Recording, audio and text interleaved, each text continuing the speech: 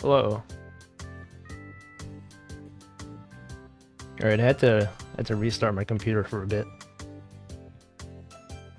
Because for some reason the audio was messed up. But it seems okay now.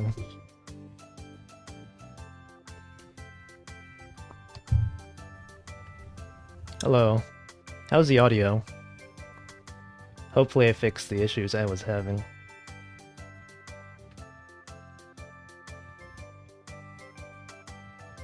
It's good? Okay.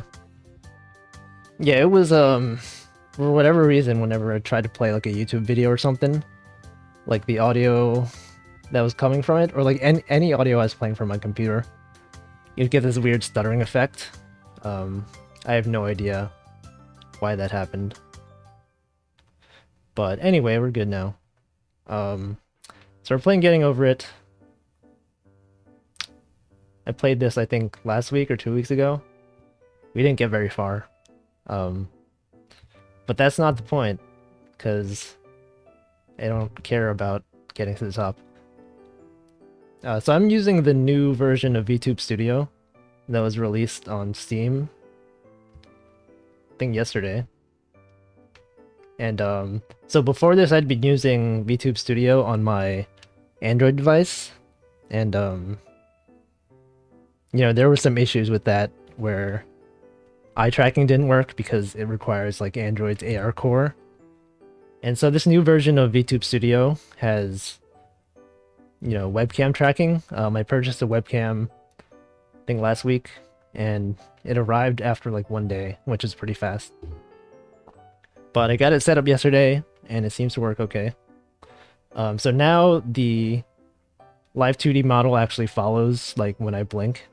So like I can do stuff like this now, which I couldn't do before. I'm assuming it would show up as my eyes being closed.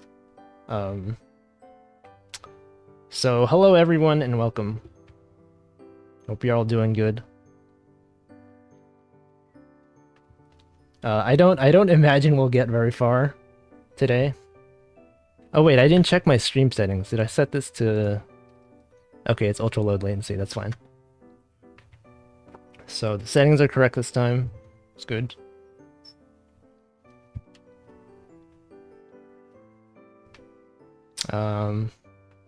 Yeah, so this past few hours I've just been kind of lying down and listening to music. I was thinking of streaming, and then I finally got up and was like, I should stream. I think Ina is having a members chatting thing right now, but I'm not a member, so I'm gonna have my own chatting. You guys can join me.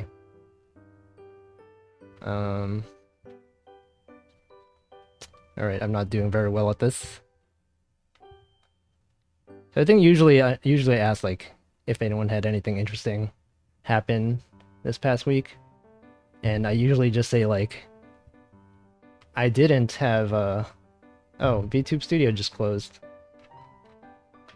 It just crashed. Hold on. That seems like a bug. Hold on.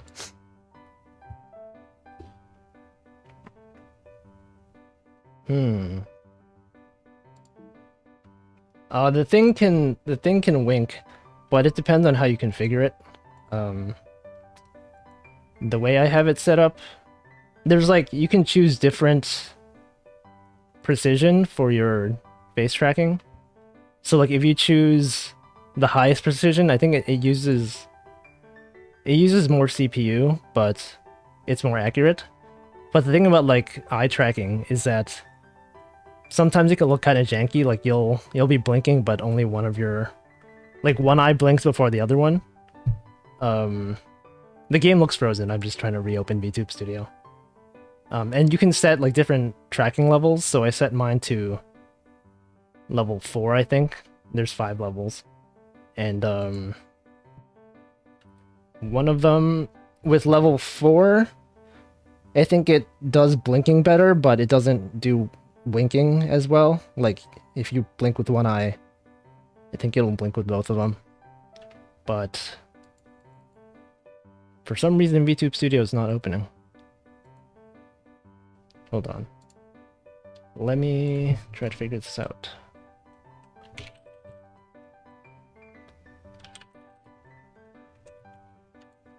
Let's see, VTube Studio. I'm going into my task manager and killing it manually. And then I'll reopen it.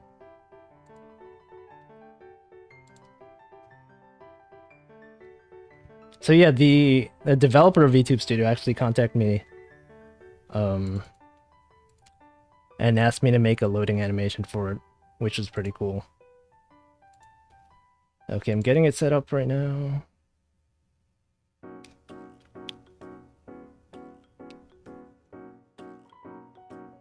Okay. I think this should work. Hey, I'm back. Okay. Yeah, so I made a loading animation for it. So it'll, like, when you first open up VTube Studio, you'll have this flying character. And also there's a watermark on the bottom left. If you don't purchase the remove watermark DLC, you'll see one of my characters just floating in the corner. And so I was given like a Steam code to get the watermark removal DLC. Oh, VTube Studio just crashed again. Okay, there's... I should probably, like... I don't know. Just send a bug report or something. It might be with my webcam settings. This is a slightly scuffed stream right now. Okay, hold on. This is like tech support.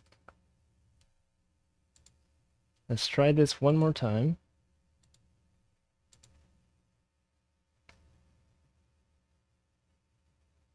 It was working well before I started streaming.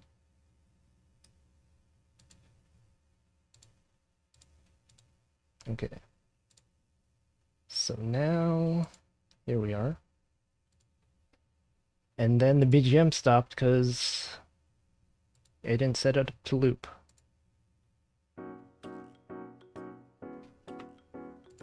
Okay.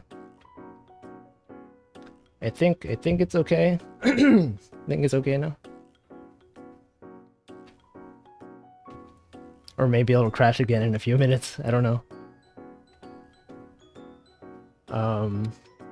What was I saying before this? Oh yeah, so I made the little mascot animation, and it's pretty cool. And then this week I also attended like this virtual conference for work for like a programming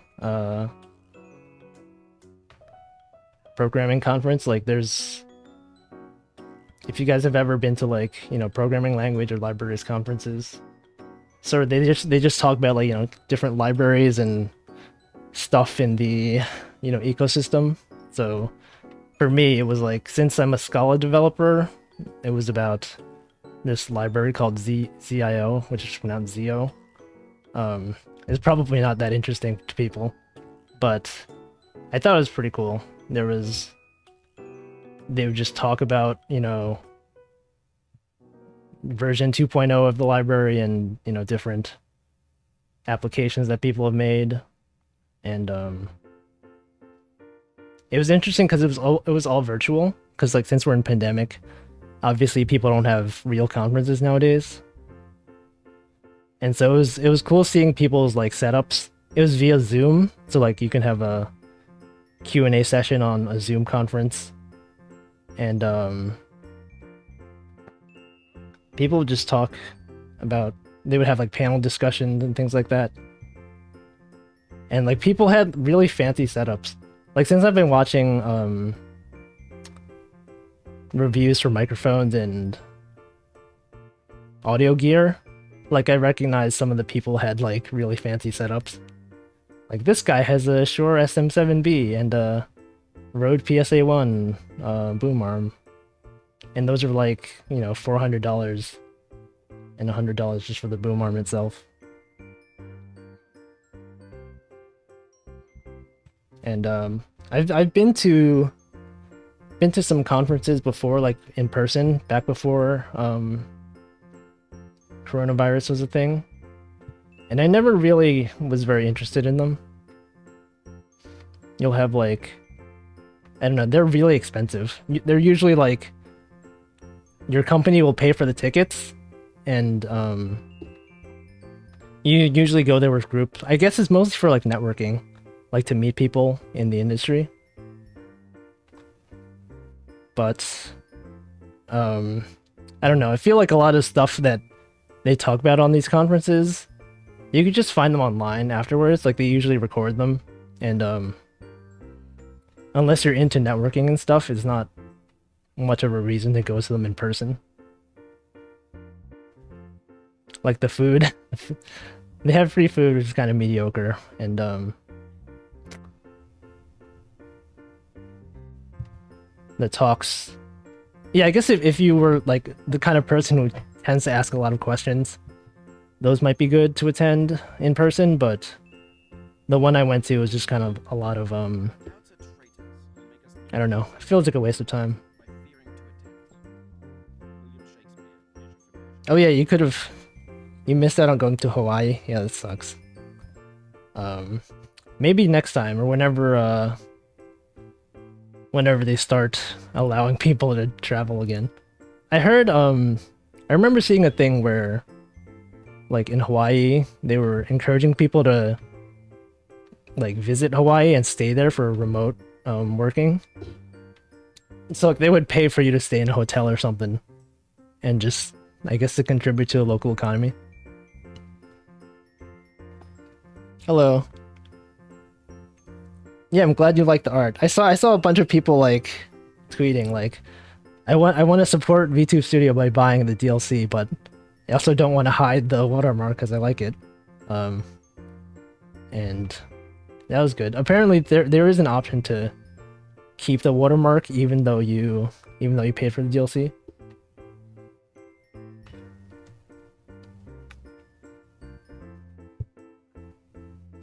Did you go to the Hawaii conference last time?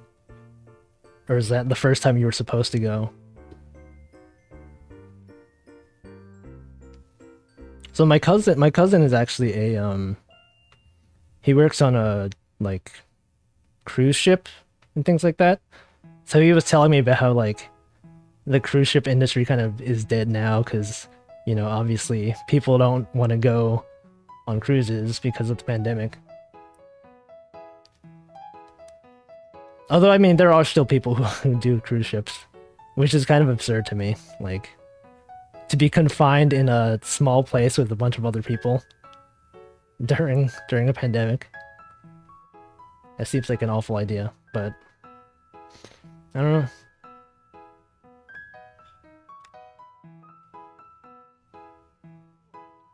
Yeah, Hawaii seems like it would be nice. Like, I've never been myself, obviously, but... Ah. Oh, this is a quote from Jennifer Aniston in this game.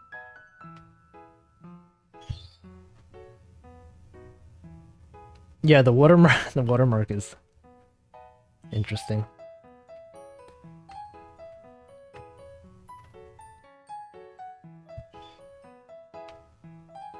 I would like to just go back and traveling at some point. Like, mostly just, I don't know, being at home for so many months. I just feel like I need to go out and do something. But obviously it's not safe to do so.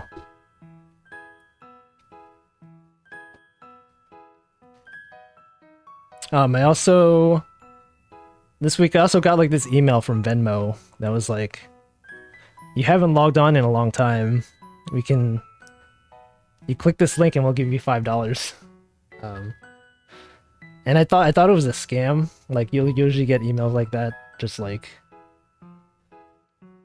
you know, offering you free money for something. It seems too good to be true.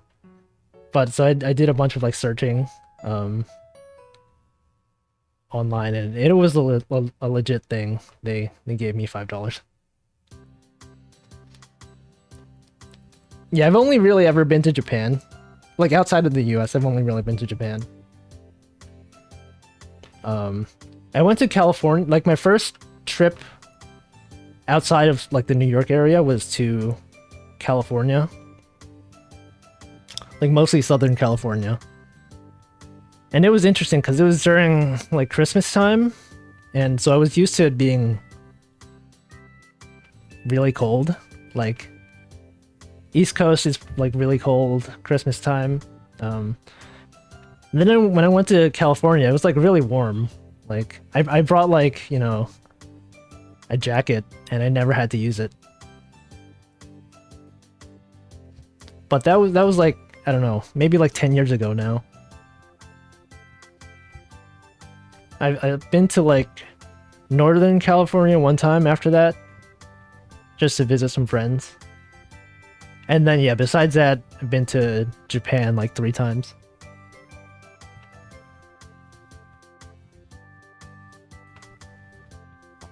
It is interesting to just like plan out trips, like even if you can't go right now, like watching videos of interesting things to do or places to go.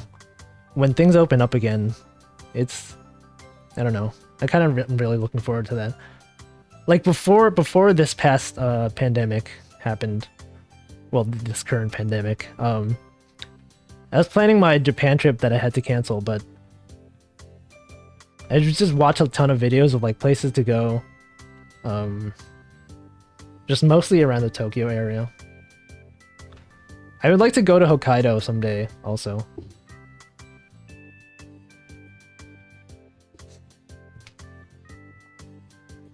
Yeah, that is true. I think like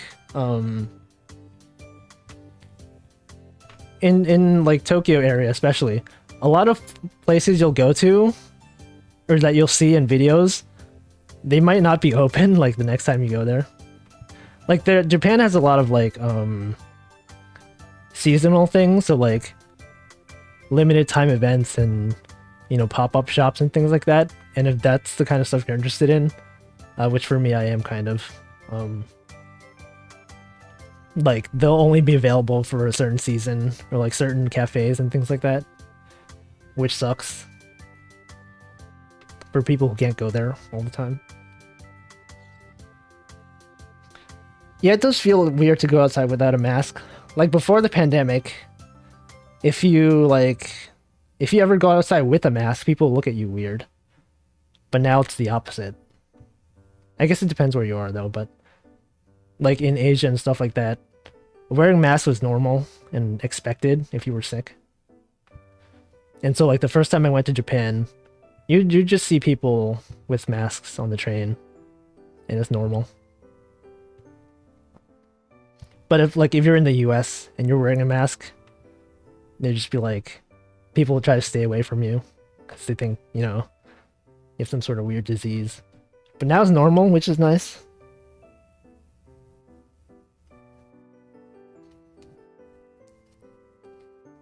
Yeah, like looking at hotel accommodations and stuff. I used to, so I think the last time I went to Japan, I got like a, sorry, not when I went to Japan, like there was this deal that I had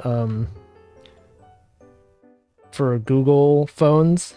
There was this deal where you buy a Google Pixel 3 and you get like $800 of travel credits or something. So like I bought one, and then I never got to use it. The travel credits, that is. It was one of those deals where like, you know, you pay for a phone, but they'll give you back the price of the phone in credits, which basically is a free phone. So I got that offer, and I just have $800 of credits. It's for like Airbnb and like plane ticket and stuff, but I never got to use it.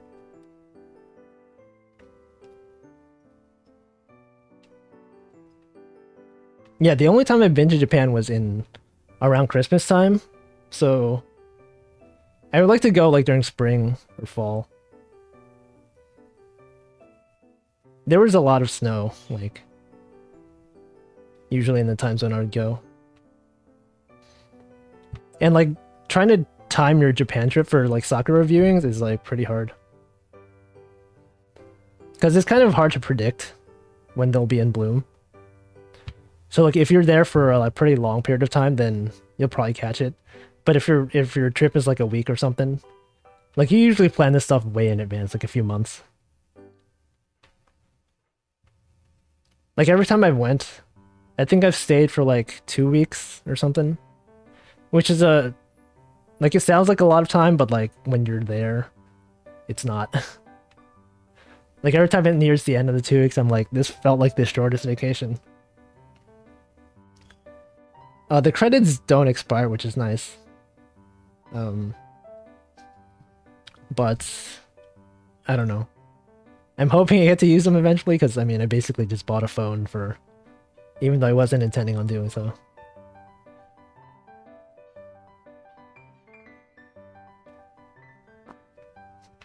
I did watch like, I am still watching videos of like, you know, how places in Japan are dealing with the pandemic.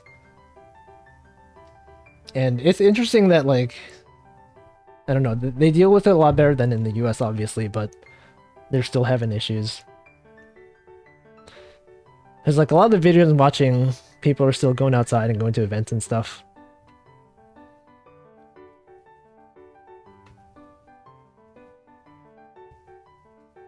Yeah, the phone was good. It's the Pixel 3. One of my coworkers did the same deal. And he had issues with his phone, but mine has been fine.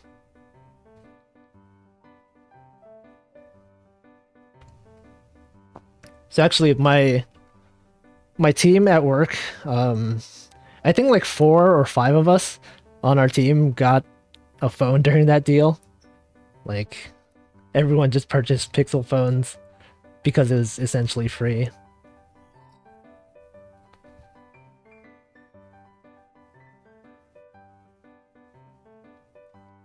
And I still use it. So I had a Pixel 1 phone before I got the Pixel 3. No. And that was a phone I actually was using for VTube Studio. Like, it's nice to just have a backup phone that you can use. Whoops.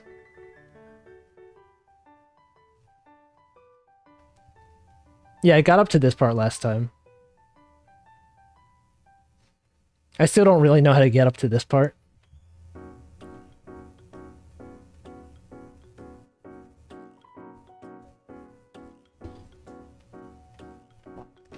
So like my phone history is basically, I've only had 3 smartphones ever. Like when the first phone I got was like a, I don't know what was it called, like a Samsung. No, it was a Sony Ericsson, like it was a kind of like a flip phone. Not a flip phone, but like you like, you know, you slide. I guess it's slide phone, I don't know. But that was when I was in high school, back before smartphones were a thing. And then I got a Samsung Galaxy 4, I think. Or something like that when I was in college. Or it might have been after college even. I didn't get a smartphone until very late. No, I don't think the elbow has collision. It's just the hammer and parts of your body. Hello, Joe. And so like the Samsung phone I got, it was pretty good, but eventually the battery died, and I was having like issues with the USB connection not working sometimes, so I was unable to charge it. But I mean, the good thing about Samsung phones, I think, is the fact that you can replace the battery in them. Like nowadays, at every phone you have, if the battery starts dying, you kind of just have to get rid of it and replace it with a new phone. But with that phone, like even though the battery was dying, I would just like buy an external battery and just if the battery was dying, I would just take out the battery and replace it with my second one. But eventually, at some point, I decided that was too annoying to deal with. So I just bought a Pixel phone. And then I just used it for a long time until the Pixel 3 deal came up, and then I got a Pixel 3. But I still use... I know. I still use my Pixel 1 phone sometimes, just as a backup. Like, there was a time when my Pixel 3 phone was running out of battery really fast, and I thought something bad was going to happen to it. Oh no, I forgot. I had a Nexus 5 phone also. Nexus 5X, I think. It was another Google phone. The phone I have now is the Pixel 3. I don't think I'll get a new phone until like I literally can't use this one anymore.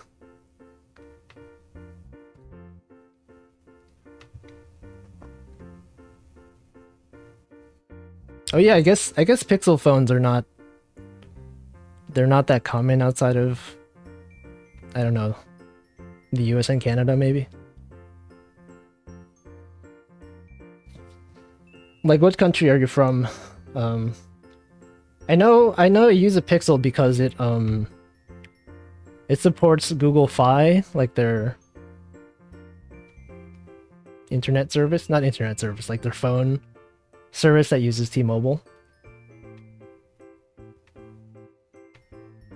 Yeah, I'm the kind of person who doesn't buy new things unless the thing I'm using literally breaks. Oh, Thailand? Yeah, I don't know. Maybe they'll have new Pixel phones. The thing I like about Pixel phones compared to Samsung phones is they're like standard Android. Like, they don't have all this like extra bloatware.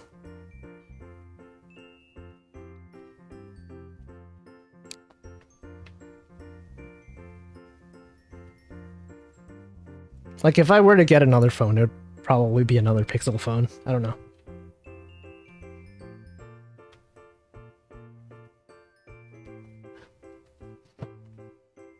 So I've never really used an iPhone myself, but I did have an iPod Touch back when that was a thing. Like, before I had a smartphone, I would just use an iPod Touch over Wi-Fi. And it was like back in the day when, you know, smartphones were kind of a new thing, and it was exciting to just go into the App Store and download a bunch of games, because you know, it used to be you could only play games on your Game Boy or Game Boy Advance or whatever. Now you have a smartphone. And so I would just download a bunch of like junk games and just play them for a day.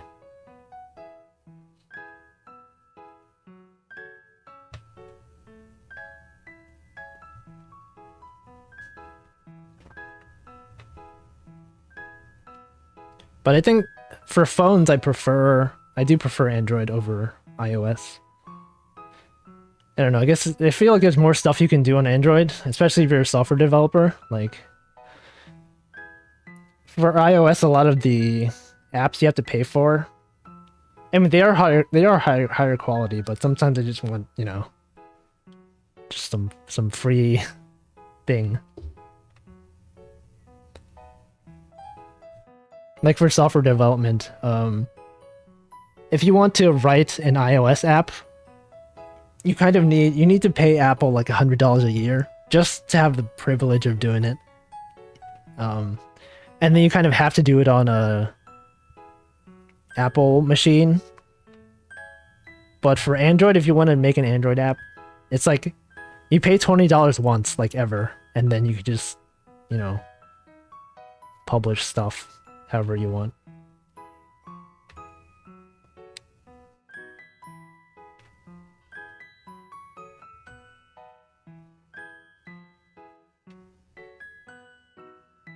But I think for tablets, I definitely prefer iPad. I guess because I'm an artist. Oh god. Yeah, for iPads, the like drawing apps on iPad are much better than anything that's available in Android. And then I used to be like a Windows user as far as desktop computers go until I got into college. Mostly because I was doing like back-end software engineering and development and stuff like that. And generally, like for those, Mac and Linux are better for that kind of stuff. And especially like all the places I've worked, we just use Mac. Like they'll give you a Mac laptop, and the first time I tried using Mac, I was like very confused because I was used to all the Windows stuff. I didn't know how to do anything. But now I'm used to it. I definitely prefer it. I haven't used Windows in years, except like sometimes I'll dual boot into Windows to play some games.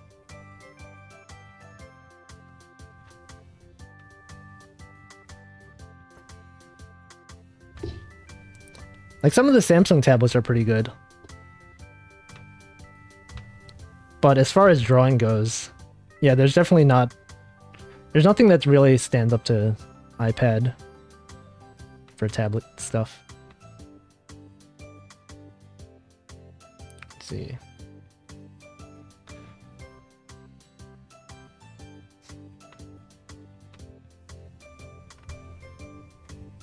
Yeah, Windows, basically for like streaming and gaming, you kind of mostly have to have Windows.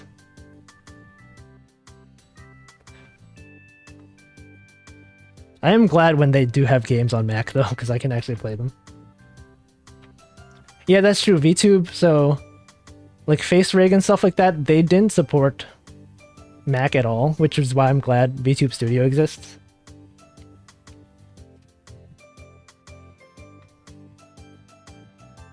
Like for most developers, I think releasing on Mac is an oversight. Yeah, I'm using VTube Studio on Mac right now. This game is on Steam.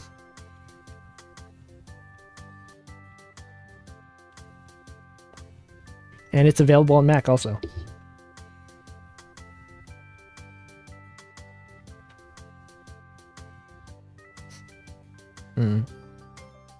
I'm pretty sure I'll be stuck on this part forever because I have no idea how to get past that that part up there that I was stuck at earlier.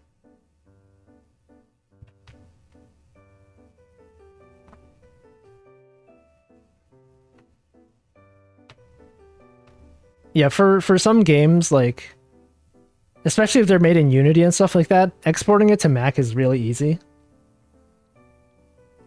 But they just don't do it because, I don't know, they assume no one's gonna play it on Mac.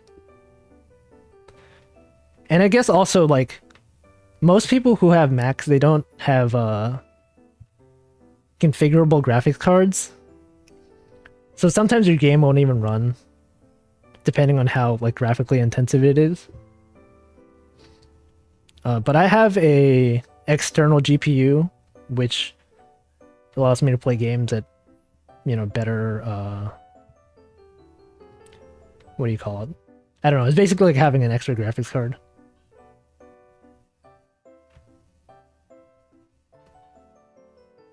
Oh god. So like there was a time when someone released like an anime game based on my animations. It's not the small anime game, but there was another one that someone released. And I couldn't play it because he didn't release it on Mac. So then I just asked him like, oh, I can't actually play this because I don't have a Mac. Or I mean, I don't have Windows. And then he just released the Mac version because he can do that. He just didn't think to do it. I don't know Dark Viper. Who's that?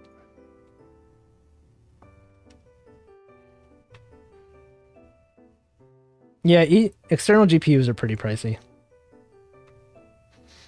I think mine was like $500. But also, they're not supported in like the recent like M1 Max.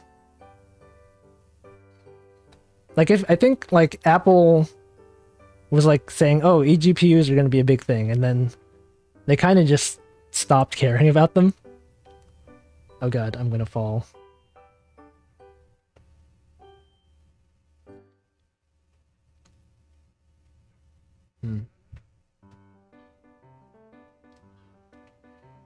And I feel like so I used to use Linux before I switched to Mac. And of course, gaming on Linux is like really hard. Because it's... I feel like nowadays it might be better supported than gaming on Mac, but back then there was like no games that are compatible on Linux.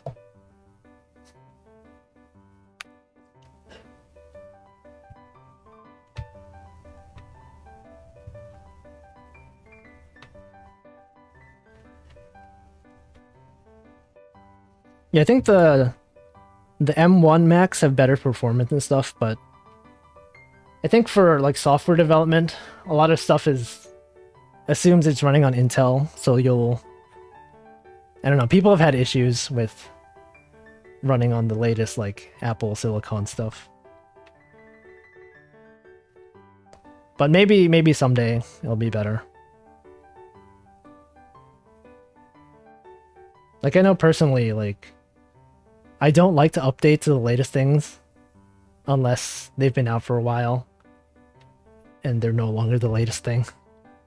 Like I'm still on Catalina because I don't think I'll upgrade to the latest Mac OS until, I don't know, until stuff works, which might be a while.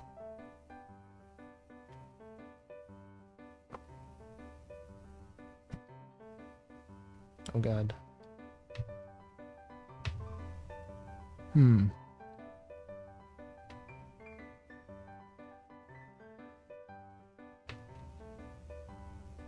Okay. Yeah, so anyway, I think I was talking about like scam emails and stuff like that. I used to, like at work, they would send us these like fake emails sometimes that would try to trick you. Like, have you ever had that at work? Like if you're at like a tech company, sometimes they'll send like emails that are made to look like phishing emails to check who clicks on them. And then if you click on it, it'll say like, oh, this was a test, you failed. Be aware of phishing scams in the future. And they would have like training videos and stuff like that. Yeah, I think a lot of workplaces do that. And they would have like training videos of like people acting like, oh, look, I just got this cool email. Oh no, you shouldn't click it, blah, blah, blah. And I don't know. There are times when people would get the email and then they would like forward it to the entire company and say like, please don't click on this. It's a scam email. But I think that was part of the trick.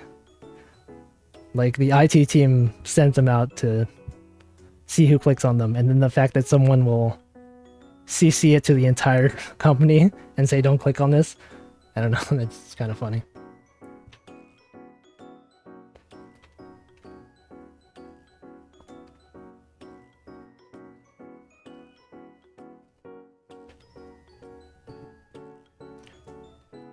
Yeah, that's true. Google, Gmail does filter out a lot of spam emails. Especially for me, since I use a password manager now, I get really suspicious if the password manager doesn't detect that you're on the correct website. Like if you use a password manager, you can say like this username and password is for this domain. And then if you click on an email that's like a phishing email, obviously the domain doesn't match. So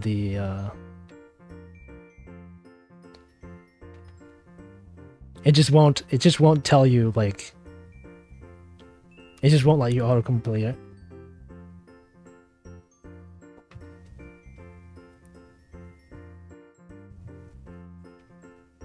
I do look at the email sometimes. Like, it's always just like the spam emails are like, hey, I don't know. It's very easy to tell that it's a scam.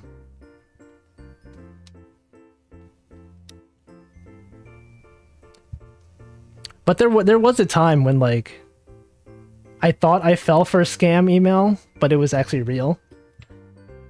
Like besides this Venmo thing, there was a time when I got a phone call from my bank or my credit card provider and said like, we detected fraudulent activity on your account. We're gonna have to send you a new card. Please log in, stuff like that. And then I was like, you know, I didn't have a credit card for a long time. That was like the first time when I got like a fraud alert. And I was thinking like, you know, I didn't even consider to think that it could be a scam. It wasn't, but it seemed very much like it. And so like the thing with scam things like that is like if they'll call you and tell you to call back, usually the thing you want to do is like, don't call that number, call the number that's on the back of your credit card just to confirm. Like if they tell you to call back, you might just be calling back the scam. And so, but when I did it, I actually called back the number and then like actually logged in and stuff like that. I should have checked, but it was not a scam. They actually did send me a new card. But then when I went back to look at it, it was like really weirdly suspicious. Like looking at the email they sent, it wasn't from like the way credit card providers do their fraud detection. They usually outsource this to a different company. So like the email that I got said it was from like Citibank or something. But then if I look at the domain and like the actual sender, it was from like the contracting agency that they used for like scam detection. And so to me that was like, that's really suspicious. It's like, it looked like a scam, but it was not.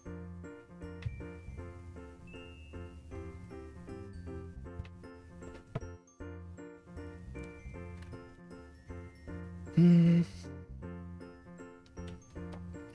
think maybe one of your messages got cut off. It says,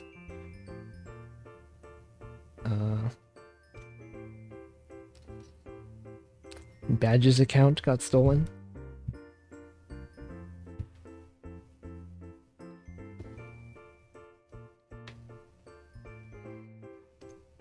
Anyway, should be aware of scams.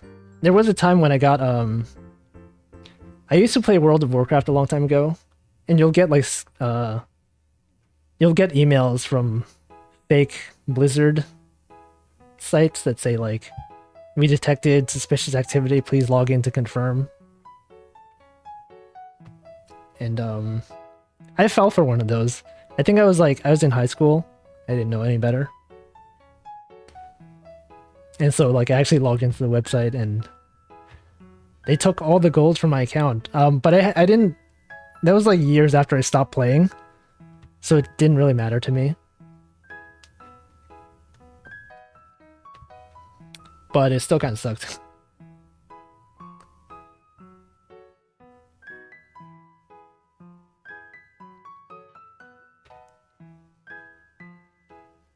Oh, Discord account and badges. I don't know enough about Discord to know what badges are.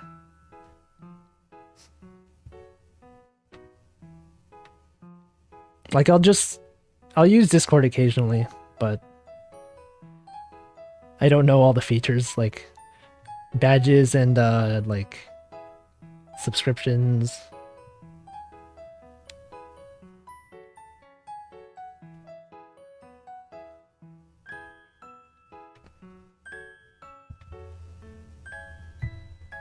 I haven't actually played an MMO in a long time.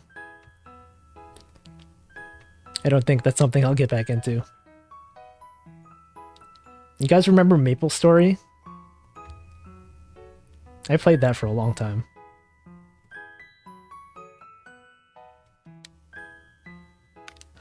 I think like before MapleStory, I played a bit of like Ragnarok Online. And that was like way back in the day.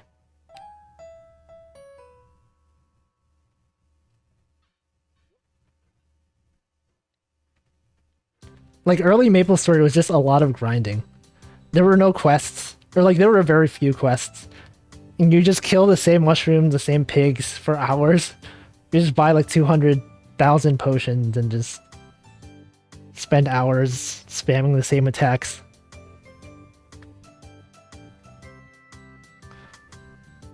Like there were spots you would go to specifically just to grind.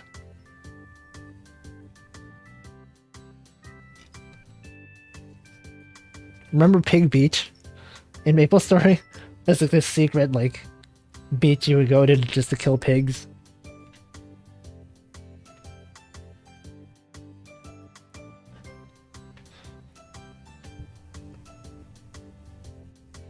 It was just a weird experience.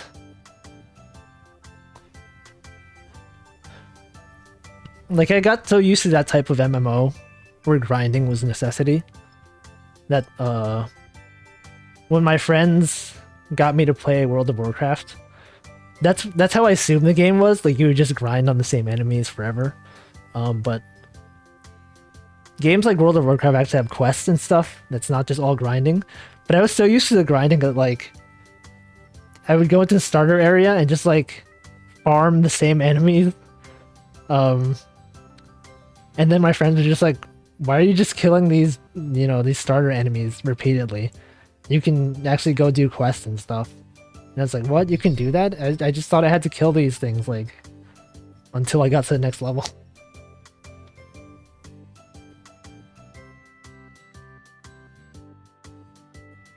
I think, like, more modern games kind of disincentivize you from doing that kind of stuff. Like, if you stay in the same area to kill the same enemies over and over, they give less experience.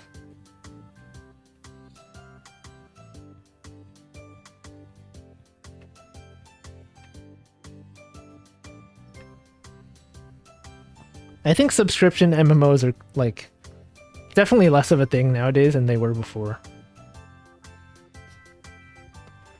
The only one I really see people talking about is, like, Final Fantasy. Like, I know a bunch of people who are into it, but I don't know much about it myself. And I don't think I want to. All I know is it's free until level 60, and you know, apparently the free trial is pretty generous. But I just don't want to do the time investment.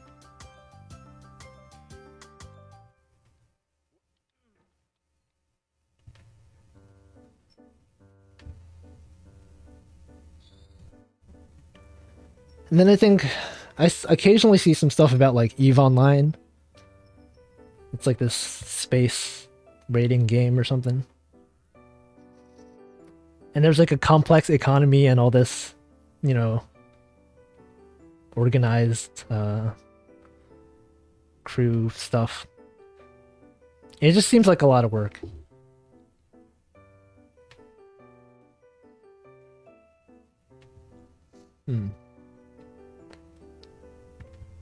Oh, VTube Studio just crashed again. Hold on. Let me reopen.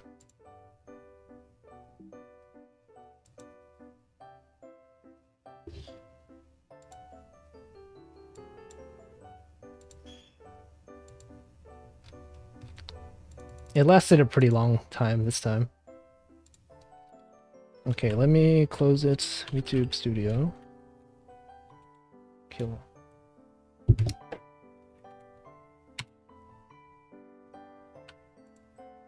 And reopen.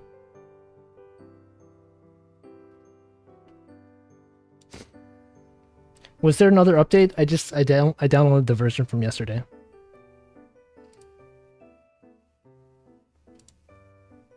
Okay, let's see. Webcam, camera.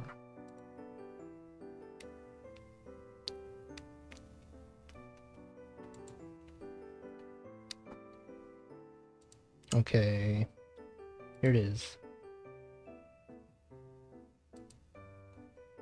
Yeah, they contacted me to do the watermark.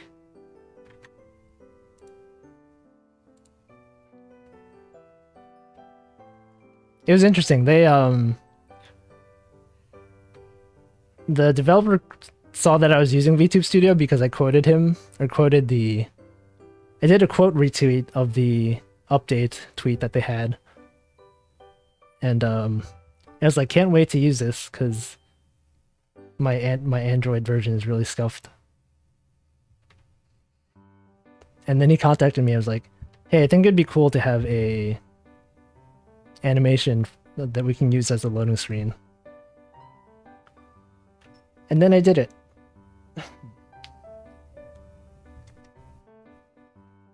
I think I finished it on like, I think he asked me on Thursday or Friday of some week. It was like 2 or 3 weeks ago, I think. I think maybe 2 weeks ago. And then I finished it on that weekend. Like, it generally only takes me about an hour or 2 hours for an animation. But since I'd never drawn this character before, it was on the longer side.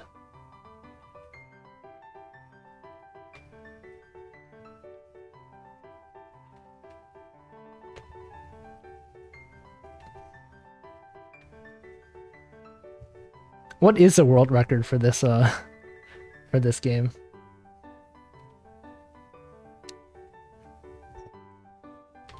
I actually don't get many requests from people on Twitter. There are some times when people want to commission me, but I don't generally do commissions. So I always feel bad. I have to be like, you know, no, I don't do commissions. The only time when I'll do a commission is if it's something I would have wanted to do anyway.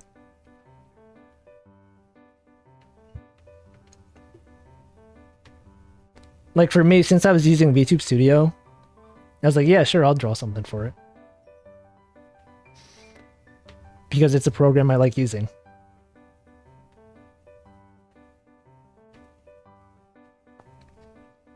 Oh, the speedrun for this game is less than 2 minutes. 1 minute and 6 seconds, wow.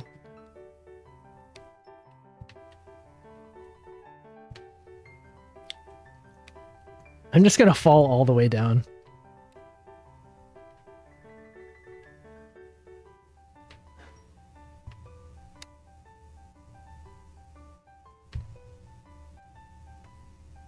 Yeah, some people are just really good at this game.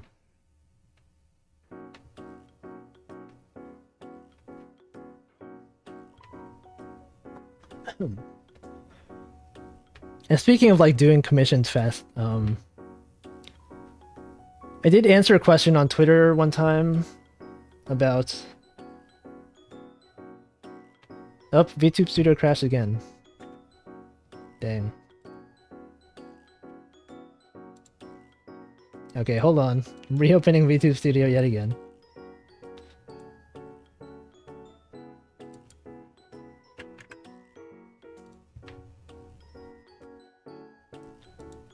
Okay. Let's try this. Stop it. Reopen.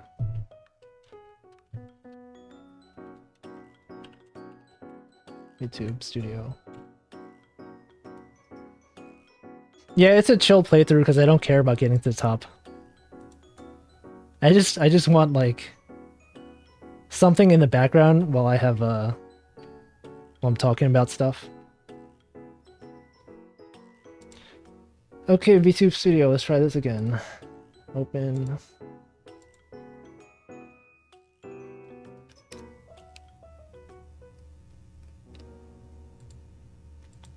And there.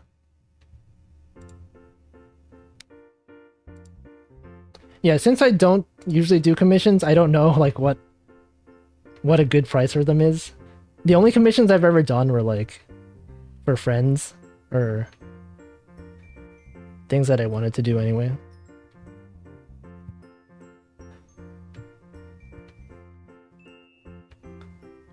So like when they ask me like, you know, what price do you want to pay, or do you want us to pay you for this?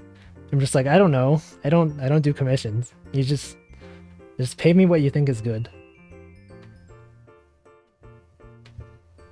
And sometimes I'm like, you want to pay me that much? Wow, that's a lot of money. Okay, wow, alright, we just failed.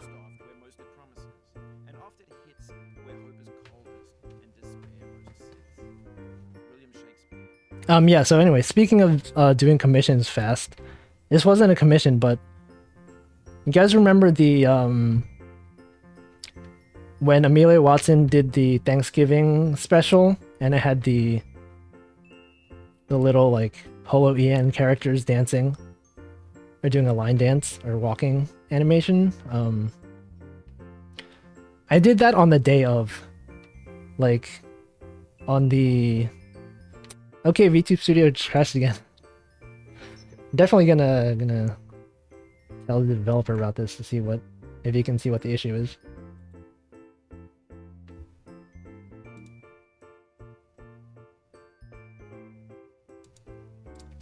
Okay, let's see. VTube Studio.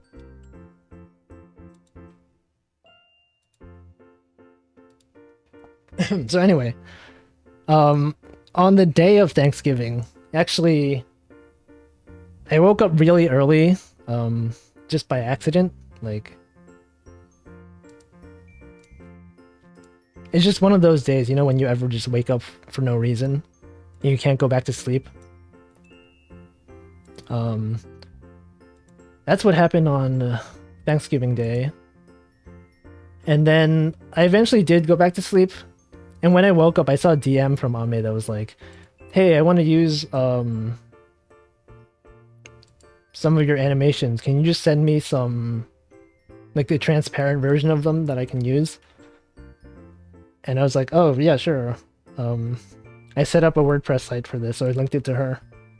And then I saw her tweet that she's doing the, like, Watson Parade, where people would, like, submit stuff for, that they want shown on stream.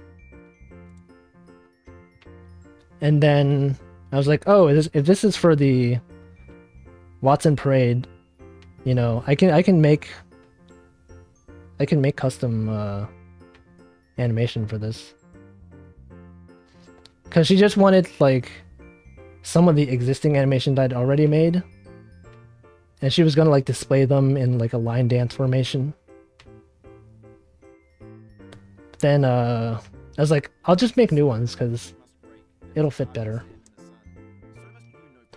And then I just spent the day doing that. I think I finished it like 2 hours before the actual stream. And on that day also, like, Ame was having a Mario Kart members only stream. And I did try to play some rounds, but I didn't actually get in. But yeah, I was working on the animations all day. I didn't do the video part. Like, I just did the animations, and then Ame actually did the video part where, like, they're all marching in and Gura did a flip. And so she did that video in, like, within 2 hours of when I finished it and before the stream started.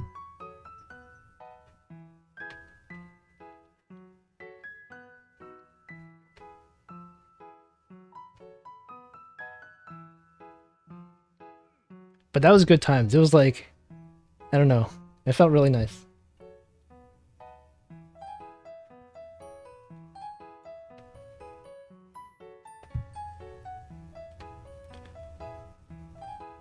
Like, I would have friends be like, yo, it's Wolfie's animations.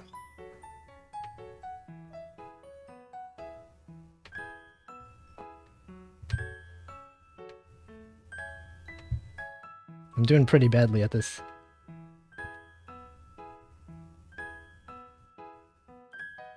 Ah.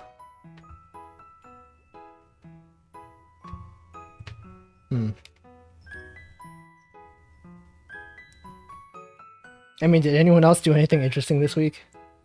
I don't know. I kind of just, I was on call this week.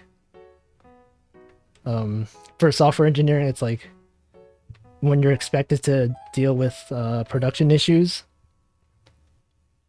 So like I think a few days ago, I got an on-call alert at like 7 a.m. And it was the day when Ame had her karaoke that went until like 3 a.m. or like 2:30 a.m. Eastern time. Maybe it was 3 a.m. I don't know. So like I went to bed at 3. I got woken up at 7.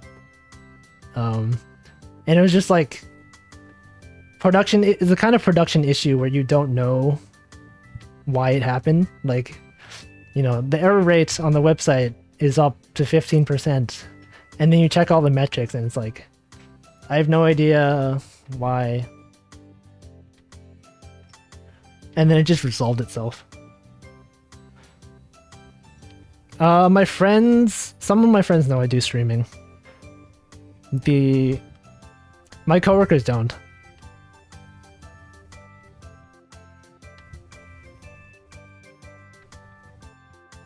I don't know. I don't talk about like a lot of this stuff to my coworkers. There's one coworker who is pretty into anime, and when we used to have an office, I would just, you know, go to lunch and talk with him about stuff.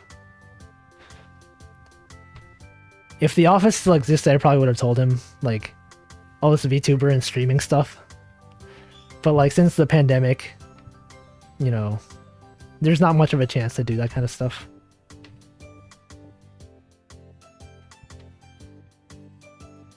Like that's one thing I really miss is just being able to go to lunch and just talk with people at work. Nowadays, it's just a lot of like Zoom conferences. And usually you don't want to just call someone on Zoom like for work and be like, hey, what'd you do last weekend? What games are you playing? Stuff like that.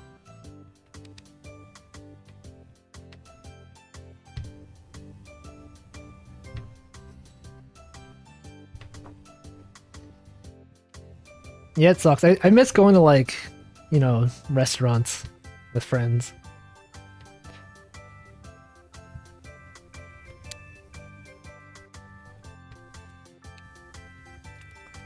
Like for me, I think a lot of my favorite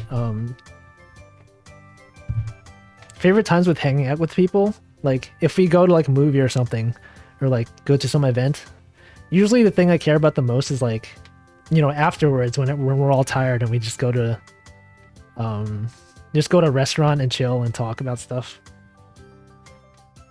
And I haven't done that ever in the past year.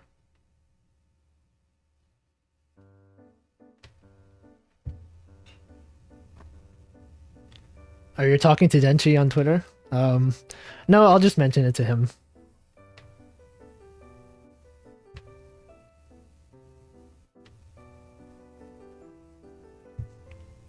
There's probably some way to get like a stack trace. And then just have him walk me through how to do it.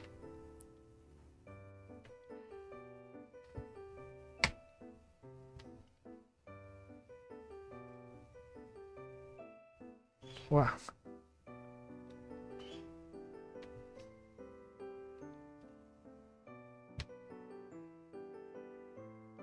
Oop.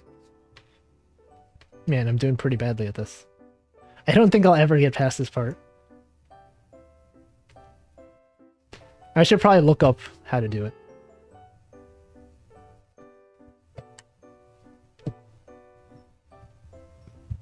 Yeah, I mean, besides the crashing, it works pretty well.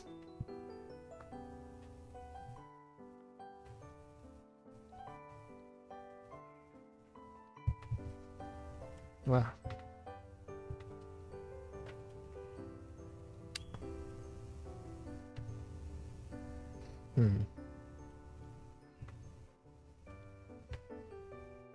And it has been a whole 6 months since the Holo EN debuts. Like they had the stream yesterday where they were talking about it. It doesn't feel like it's been a whole 6 months. And yet also it does feel like it has been. No, I think my technique in this game is actually pretty awful. I don't learn from my mistakes.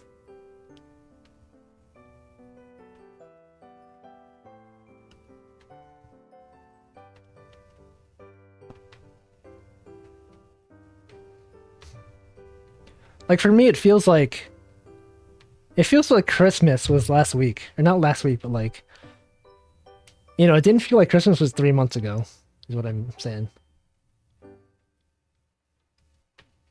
Like I still remember the Christmas streams pretty well. And then I guess time just goes by so quickly.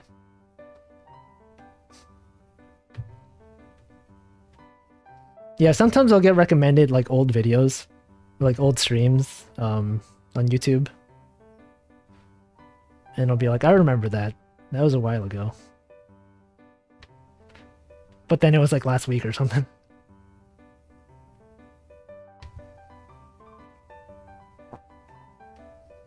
Oh yeah, the Halloween streams. I mean, like, how long have you guys been into HoloLive? Like, even before HoloEN, I would follow some people on Twitter who would tweet about HoloLive before EN debuted.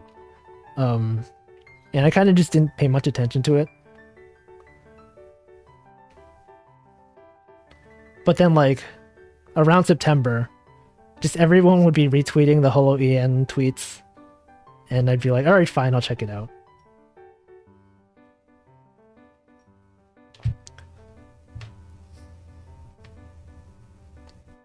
Yeah. Like, which streamers did you, like, first get into HoloLive with? Like, probably, so, like, Korone.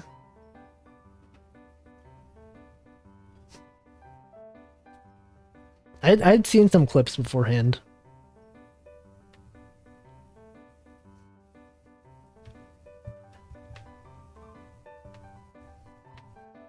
Like, the first time I saw the HoloEN, like, Twitter, when they started their Twitter account and started tweeting and people were retweeting them, I was just like, are these people just like role playing as these characters on Twitter? It's kind of weird.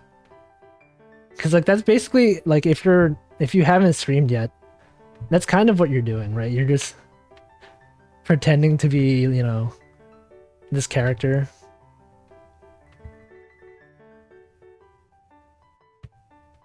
And then the streams happened when they debuted. I watched them. And it was okay. Like, yeah, I wasn't expecting much. I was expecting it to be like, I don't know, like very cringy. And I think their debut streams were a bit cringy, but like I think they got better over time. Oh, you weren't even into anime until Halloween? That's surprising. I feel like most people who watch VTubers are probably into anime. Hello. We're just talking about the HoloEN debuts and how it's been 6 months. And you can ignore the fact that I'm not making any progress in this game.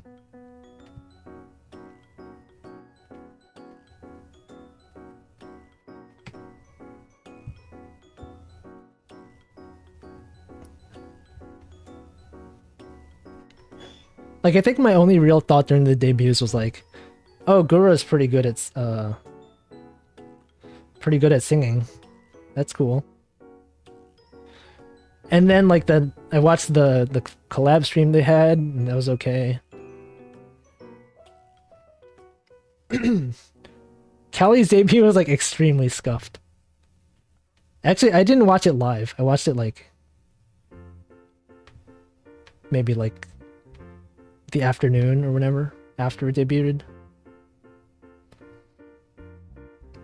And like her computer was lagging and like smoke was the smoke was causing all the lag.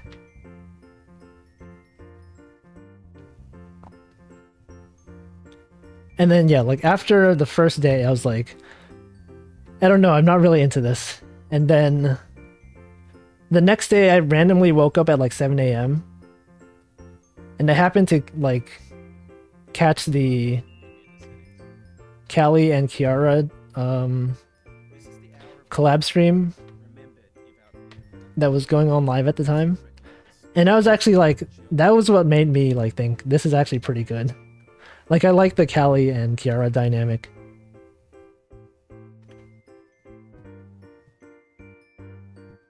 Yeah, they were definitely very nervous. You could tell, like, I think we knew after the fact that like Ame was extremely tired and like on like caffeine pills after not sleeping for a long time. I think like the funny part is Ame's debut stream was like my least favorite of all of them, and then somehow she just became like my favorite member.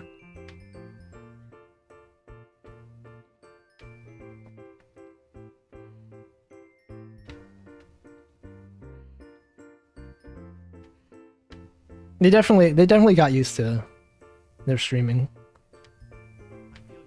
Oh god.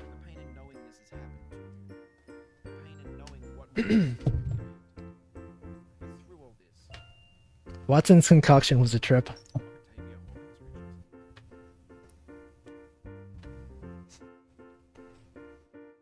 So like before Hololive, I hadn't made animations in a long time.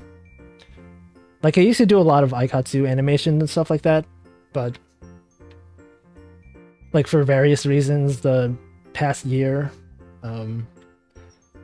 before the debuts, I just didn't feel like animating anything. But then like after watching the Callie and Kiara, that first collab stream they had together, and it was fun. I felt like animating something. And so I did, which I hadn't felt like animating in a long time.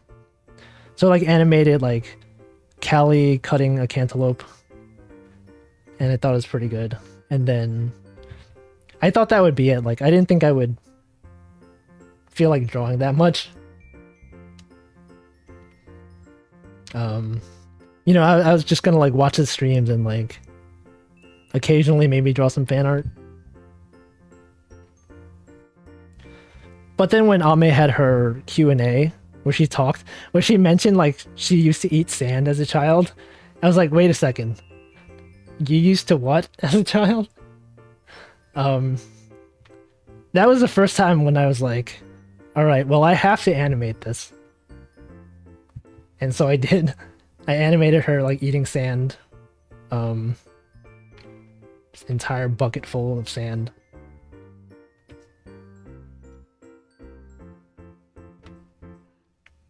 And that was really the start of like me wanting to animate stuff from streams like as they happen.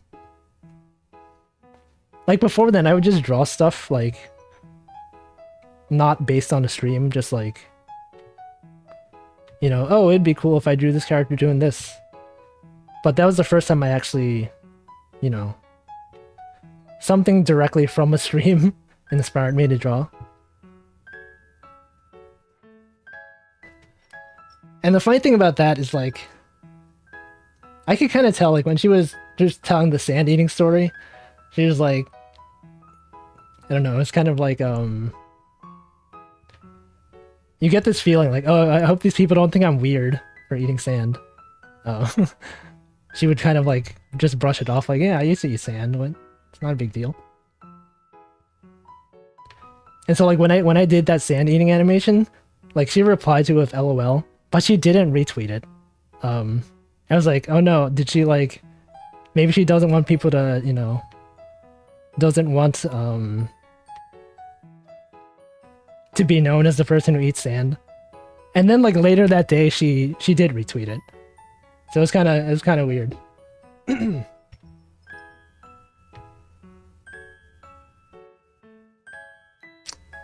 now here we are. I just do a lot of animations.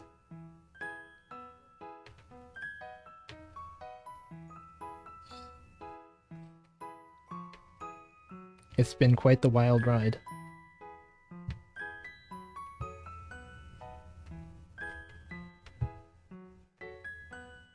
Like, I'm mostly just surprised at the rate that people, like, that people followed me.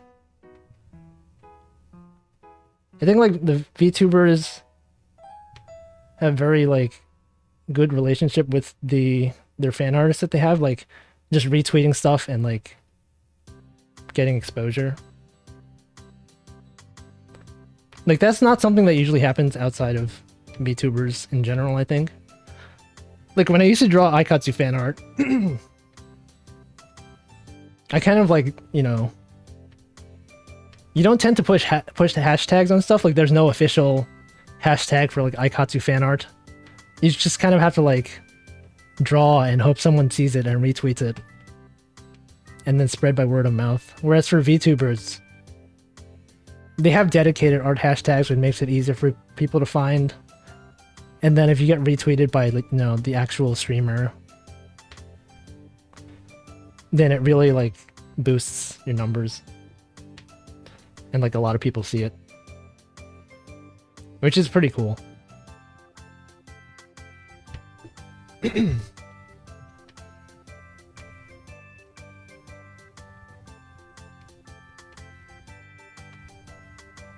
Like I wouldn't say I was unknown before Hololive. Like there are definitely people who knew of my Aikatsu fan art and Toho art, but then it just wasn't like at this level. Like these are some really big numbers.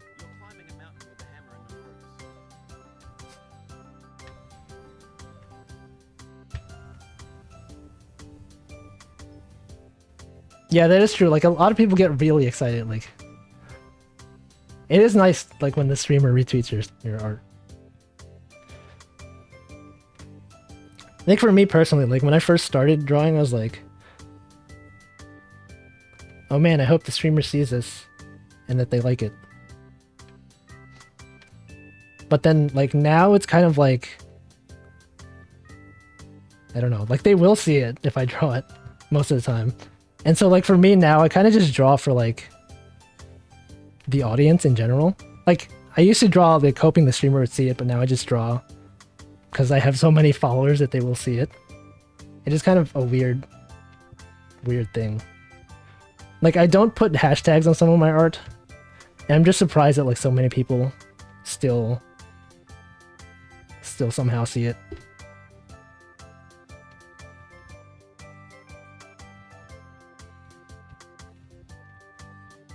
It's like, I don't know. It doesn't feel real.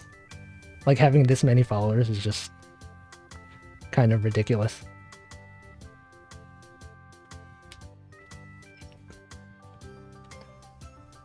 Oh yeah, my my Halloween animation when the wide Ame, when she was doing the whole like camera effect thing.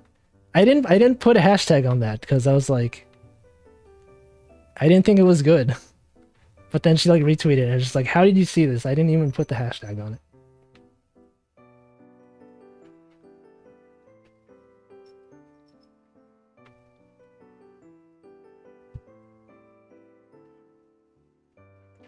Oh, which like did you get? Was it a fan art?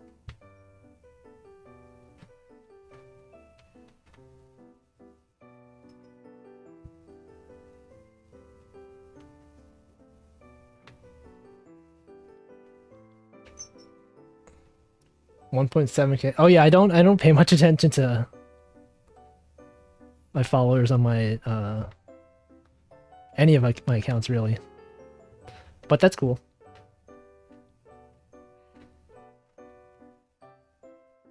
Like how do people tend to find my sub account anyway? I feel like in the early days it was just because I used the account to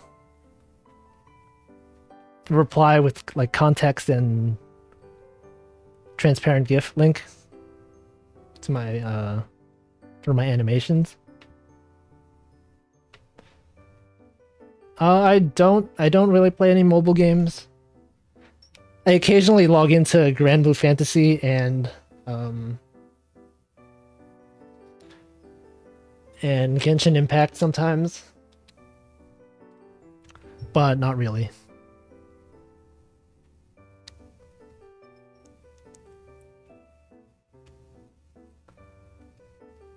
No, the account I linked on my main was my old account.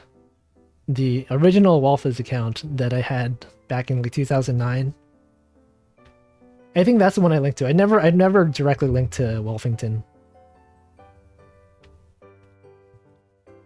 Yeah, I think most people find it via the context tweets.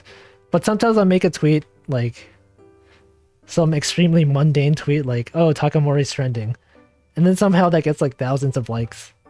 And then people would just follow me from that.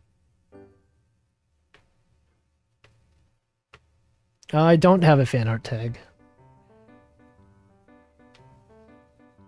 I know Mifu drew some fan art of my live 2D character.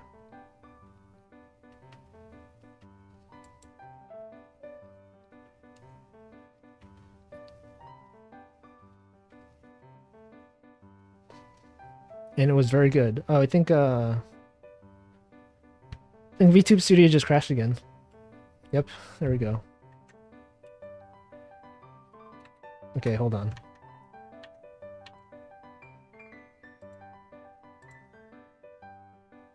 Okay, let me reopen it again.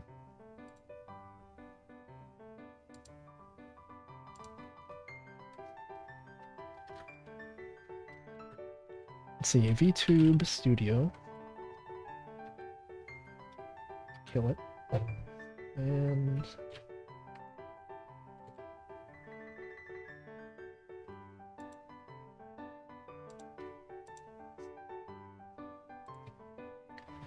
yeah, Mifu's art is really good. I'm always surprised when I see it. It's like, wow, you drew this? It's so good. Okay, let's see. Camera, turn on.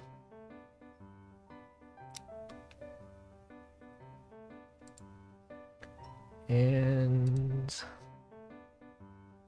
okay, we're back. Oh, logos fan art? That's pretty cool. I like don't have a very... my setup is not fancy. Like I don't have a loading screen or waiting room or anything like that.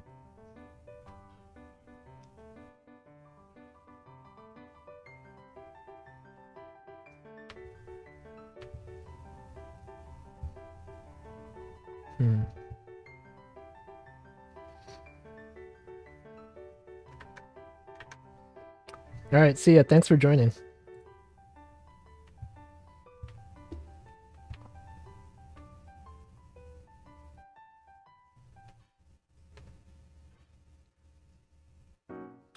Like I don't know like what design I want to use as my live 2D character. Like if this is even the character I want to use, because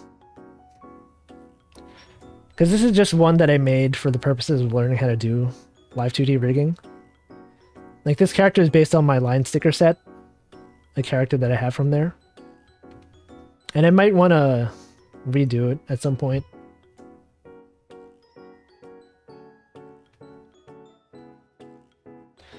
Okay, so how do I actually do this part? I have to like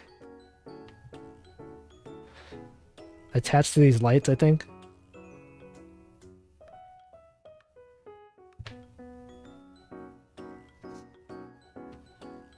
Oh god, oh god.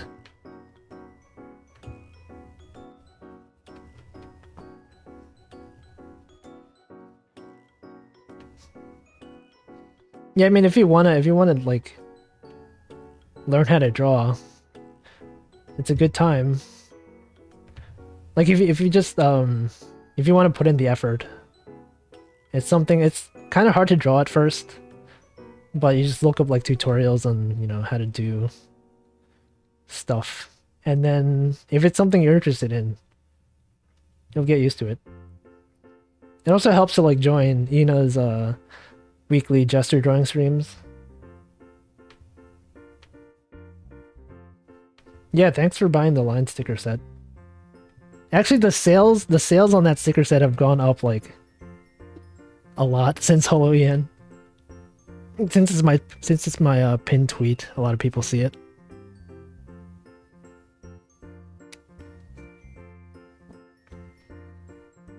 Yeah, the pandemic is a good time to learn new skills.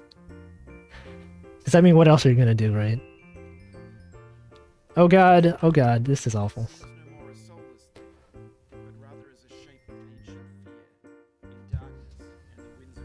That's fine.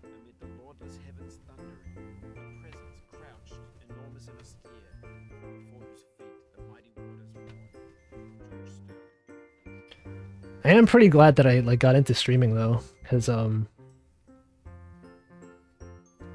I went back and like re-listened to like my first stream. I definitely feel like I've improved a lot in terms of like, talking and like mic quality and stuff.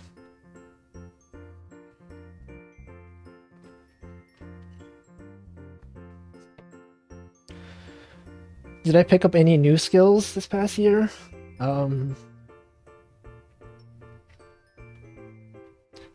I guess maybe not new skills, but I've gotten a lot faster at drawing, or like doing animations and stuff. Like I used to mostly animate in Flash on my computer, but ever since this past year, since I got an iPad, I mostly now use this animation app called Calipeg. And so like that's the primary program that I use to make animations nowadays, and I'm pretty fast at doing it now.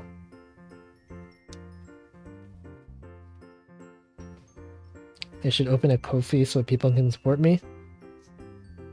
I mean, yeah, I actually do have a Patreon that I don't link. I don't actively promote it, but I do have Patreon. I don't really do this to make money. And my day job pays very well. So I'm kind of like, if you want to support, you know, other streamers and stuff like that, I'd probably prefer that. But yeah, if you want to, like, Patreon is there.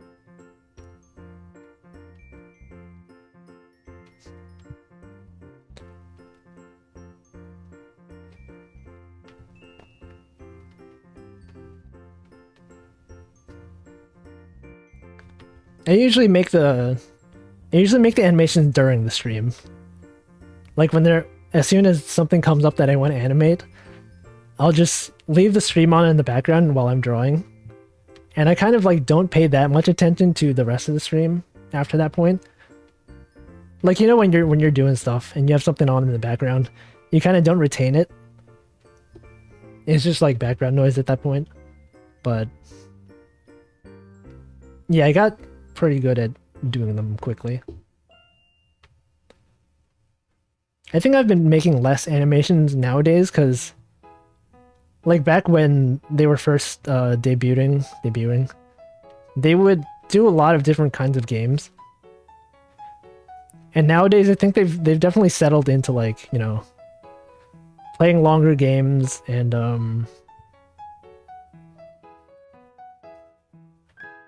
don't know. It's like, how to describe it?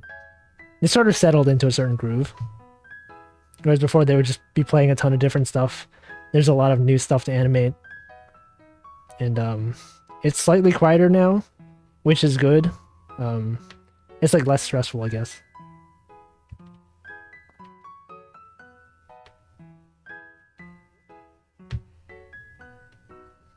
And now, like, when they first started streaming, I kind of like would try to watch everyone's streams, which is obviously unsustainable because there's so many of them. Nowadays, I'll just kind of just like, it depends on what the game is and if it fits into my schedule to watch it. Like, I end up not watching too many of Callie's streams because she usually streams like, well, in Japan time, so like it usually doesn't work out well for Eastern time. It's usually like, you know, pretty early in the morning or late at night. And then Ina typically streams like at 3 p.m. Eastern time, which I'm at work at that time, so I can't usually watch a lot of them.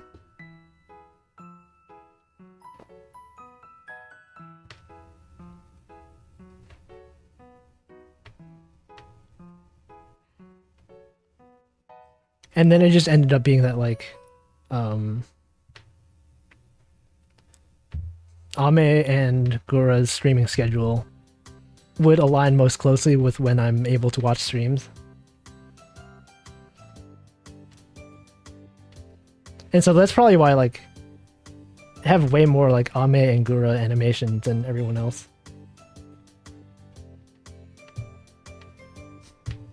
Yeah, Ina's streaming times are pretty good for like people in Europe. Cause like 3 p.m. Eastern is like, you know, like prime time in Europe.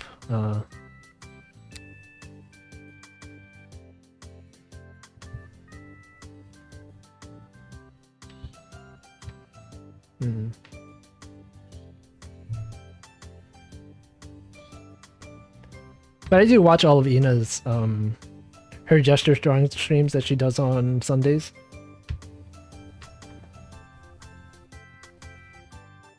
Because it's just good to draw along and get practice.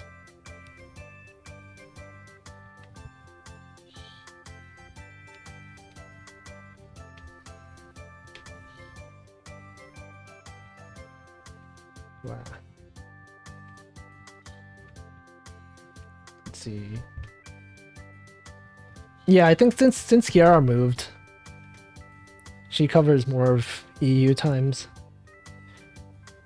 Oh, I think she's streaming in like 45 minutes for Holo Talk, so I'll probably end the stream like maybe like 20 minutes before that.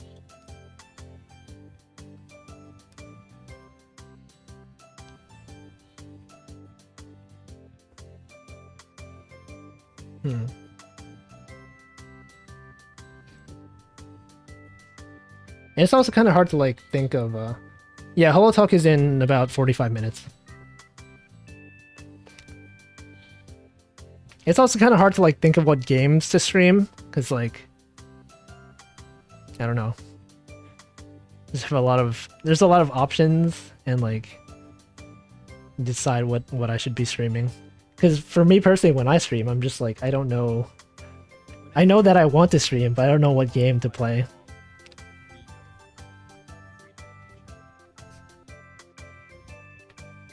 Minecraft. Yeah, I feel like Holo hasn't streamed much of Minecraft lately. I think there was the Cali Minecraft collab with Rene, but since then, Ame definitely hasn't been playing much Minecraft lately.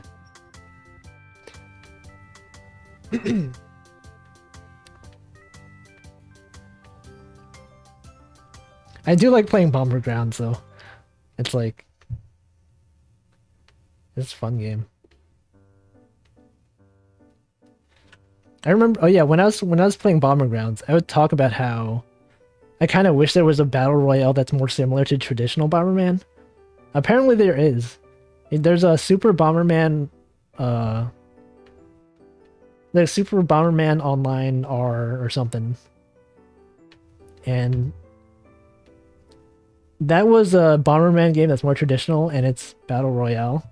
But the thing is, like, it was a Stadia game, and of course, as you know, no one has Stadia.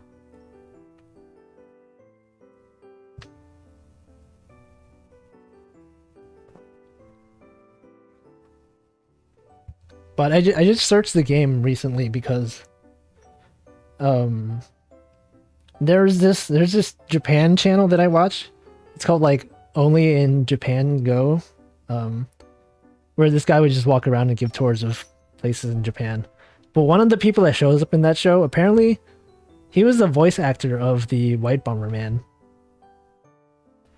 And so he was just mentioning that, and I was like, wait a second, what is this game?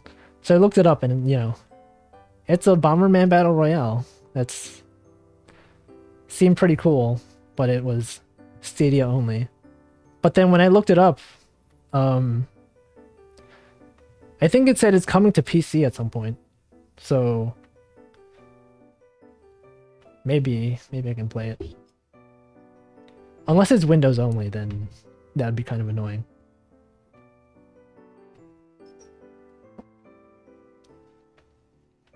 But yeah, Ame hasn't played Minecraft much lately.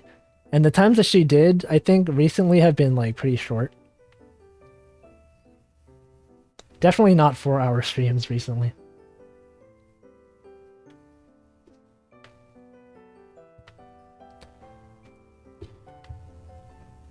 The last time I opened Minecraft, have you guys ever heard of Minecraft Earth? That was sort of like Minecraft's VR game. It's kind of like Pokemon Go in the sense that you go outside and you go to different places to gather resources and stuff. So when that came out, I would play Minecraft Earth a lot, and it was pretty fun. Like you would walk past different places, collect resources and stuff. And then there was like these dungeon areas where you would use your VR to, not VR, but like AR, to like, you know, mine and collect resources and get iron and stuff. It drained your battery really fast. Oh yeah, I should drink water. Hold on.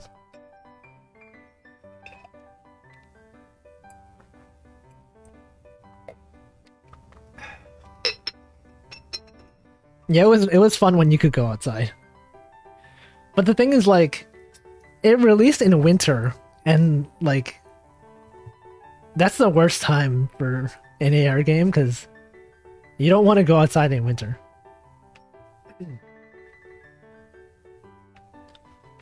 Especially because it gets dark really, really quickly in winter. And so, like, when I was playing it, there's like some resource points and like I forget what they're called. Were they dungeons or something? But there was one like near the train station at a park, and I would look really suspicious. I was just like standing outside this park in the dark, just staring at my phone, trying to like mine some stuff. And it was fun though, yeah. And then they had like an event where you would go to specific parts in certain cities. Like in New York, they had this one place that was near this big, I don't know, it's like a tower, not a tower. Something. If you're familiar with Hudson Yards, they had an event there where you could go there and you could get like a llama or something. Christmas llama. And that's pretty cool. It was around when New York Comic Con was happening. Back when conventions were still a thing. Wait, no, it wasn't Comic Con. It was New York City Anime something.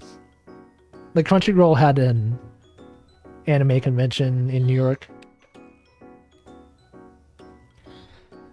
It was a llama. It was a Christmas llama.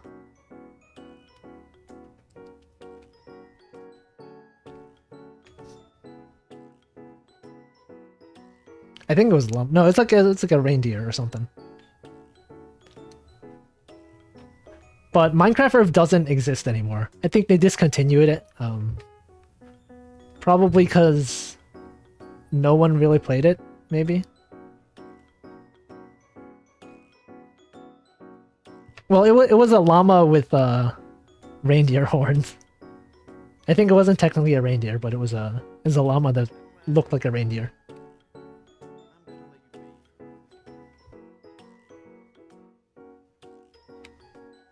It actually still surprises me that Pokemon Go still has events and stuff, even though it's like the pandemic right now.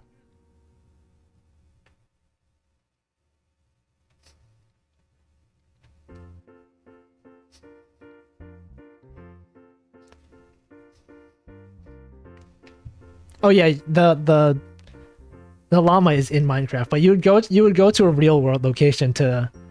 You would scan a QR code and you would be put into this place on your phone. You could like look around and like see the llama and stuff.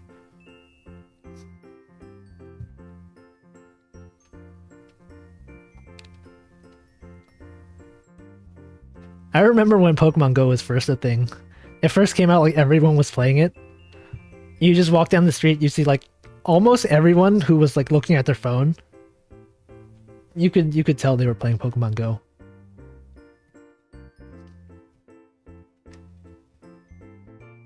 Like even when Pokemon Go stopped being a big thing, sometimes I would just walk around the city and like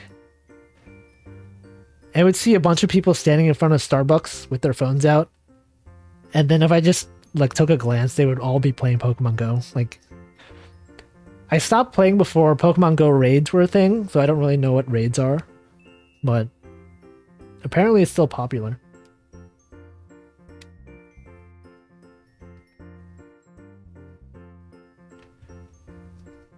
Oh, you can go... Okay, I see. So they have stuff that you can avoid having to actually go outside to play it.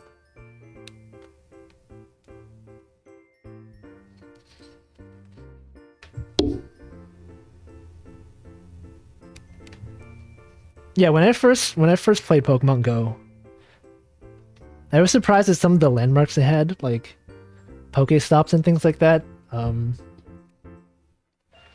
of them were not real places. Like you could tell someone just submitted it as a location.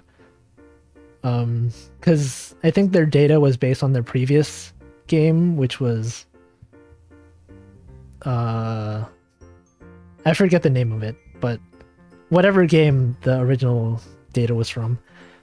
Like there was this location near my house on the walk back from my home, and it was marketed as like a theme park or something, but the picture of it was just you know like those little like rideable things that they have outside stores sometimes. Like you would put in a quarter and like have a small child like sit on a thing and it'll move back and forth and play music. Like a horse themed thing. So one of the Pokestops was it said it was a theme park, and the photo that they had was a zoomed in picture of that horse. So it made it look like an amusement park ride, but really it was just one of those like 25-cent things outside a store. And I thought that was funny. Like you could tell some kid was just like, I really wish they had this location near me. I'm just gonna send in this photo and hope they add it. And they did.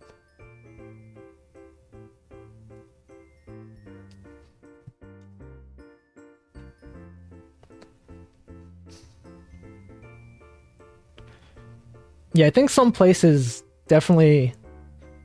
Like, if you live in the city, there'd be a lot of Pokestops. But then when it first came out, there were people like, why are there no Pokestops near my area? And Minecraft Earth used a different source. Like, it pulled data from, like, OpenStreetMap, and Bing and stuff like that. So, like, if you were in a park, I think it would just automatically, like, they didn't use photos of real-world locations, is what I'm saying. It's just based on, like, how the way it was tagged in OpenStreetMap.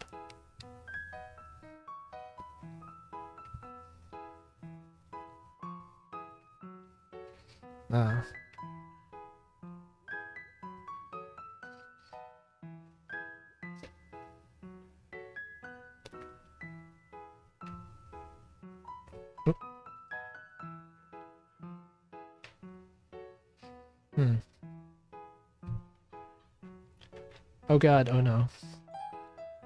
Once again.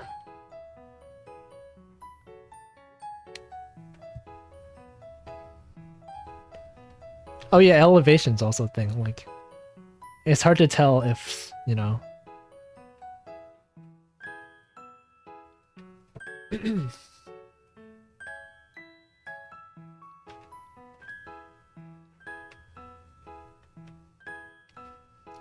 Speaking of like location-based games, like, you guys remember like Street Pass for the 3DS? I kind of miss that. I wish they had it for the Switch.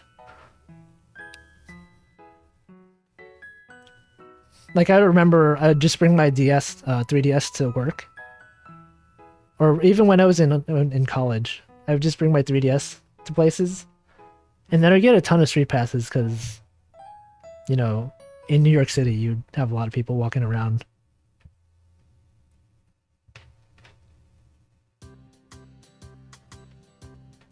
And then like every day, I would street pass, you know, the same few people. You can tell that they take the same train as me at the same time because I have to street pass them every day.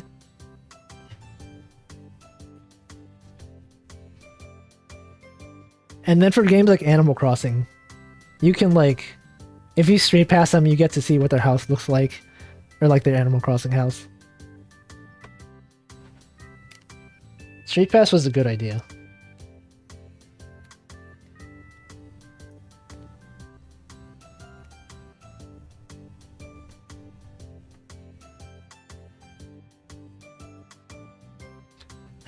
I personally like I haven't had a console that wasn't a portable game console since GameCube. Like before the Switch, I've only ever had the, you know, Game Boy Advance and DS and 3DS. And then the Switch was the first system that made me actually want a console. Like, it also counts as a portable device, which I don't bring it outside very often.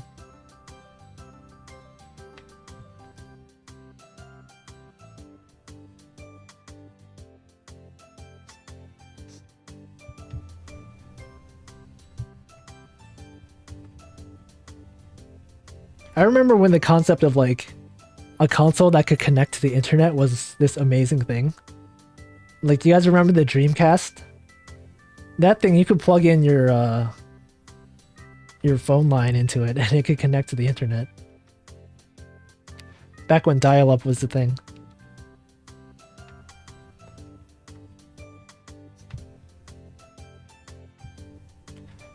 I just remember being amazed, like, you can browse the internet on a Dreamcast? Whoa.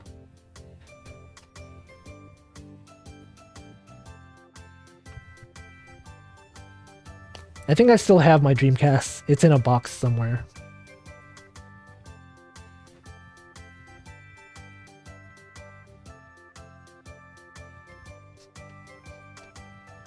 Oh yeah, free AOL CDs. My mom used to do this thing where, you know, the AOL CDs would give you like 800 hours of browsing. What she would do is she would redeem those. And then once the 800 hours were up, she would just call them and be like, I want to cancel because it's not free anymore. And then just like, all right, okay, we'll give you another 1,000 hours. And then they did. And you just do that again the next time it expired.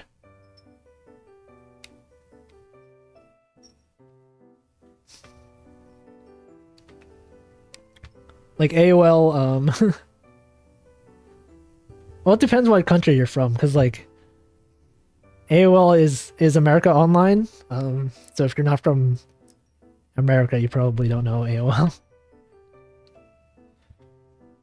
The new HoloLive alternative logo looks like AOL logo.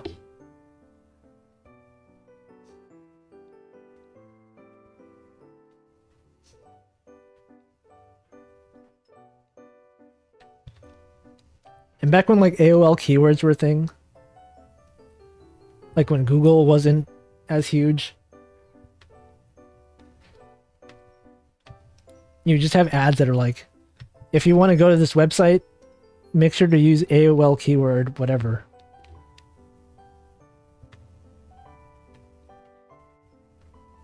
And nowadays people are just like, just Google it.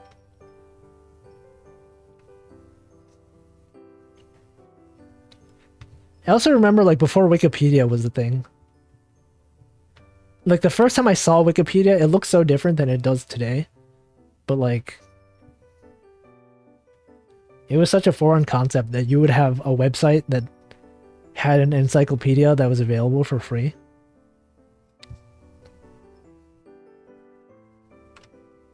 AOL does... It had a chat app called It was like AOL Instant Messenger. It's called AIM, AIM. And so that was part of AOL. And that was also a thing. Remember like AOL Messenger and MSN and like ICQ and stuff like that?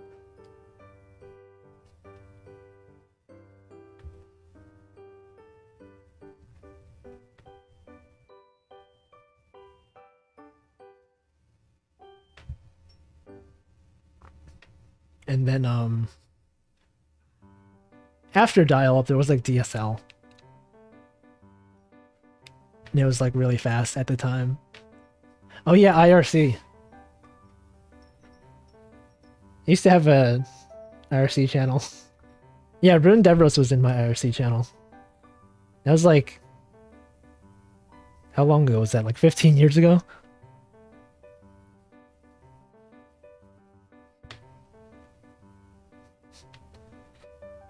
People still use IRC, yeah. For, some software development communities still use IRC. But the thing about IRC is, like, you kind of need a separate system for, like, chat logs and attachments and stuff, because people kind of expect that from an app nowadays. Like, being able to upload media and seeing your history after you logged off. Because the thing about IRC is, like, the way the clients work is you would only get messages while you're online. So like you would need to depend on some other external logging tool. If you like wanted context of what people were talking about when you're not in the channel. So yeah, a lot of sites use, or a lot of projects use Discord nowadays.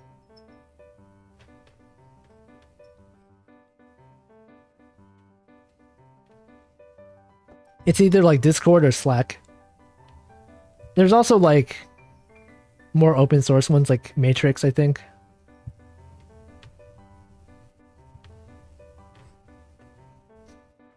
But they're not used as often.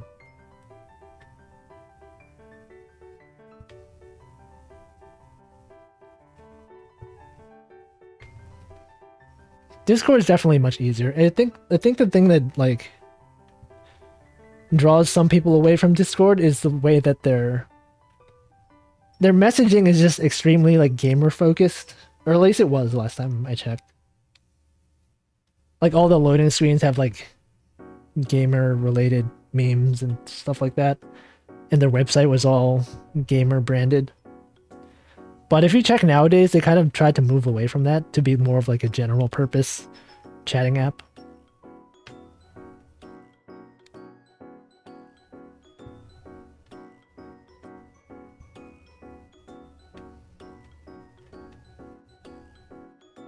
Yeah, I saw they like rebranded their website.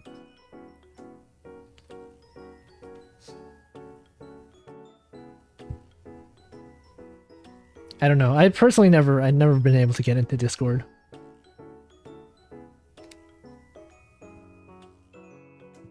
Like most of my chats are via Line or Twitter.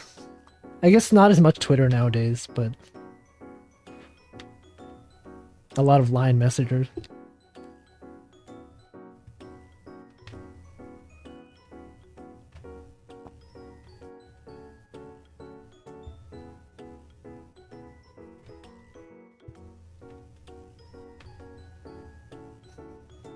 Like, I've joined a few Discord servers, but I don't pay much attention to them.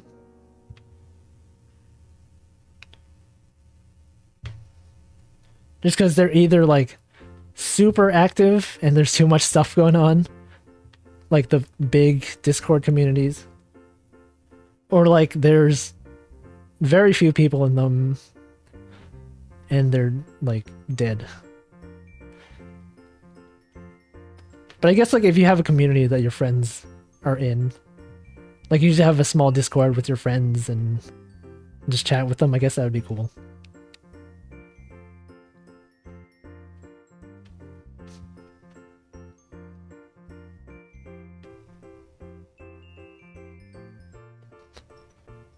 Yeah, the big servers are too much for me.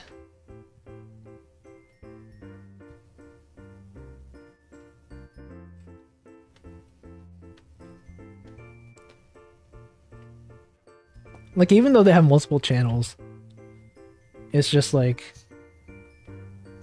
I don't know, there's too much. There's too much going on.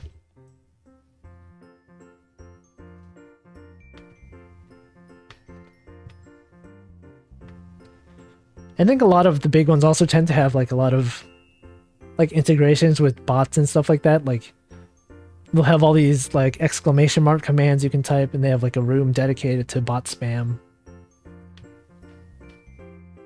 Yeah, I haven't joined any of the HoloEN servers.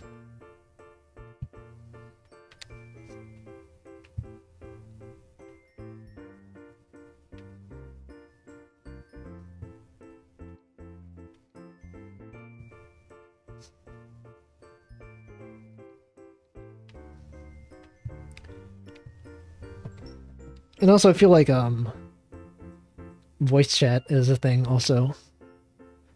I've never even been to a voice chat in a large Discord. It just seems like it would be a mess.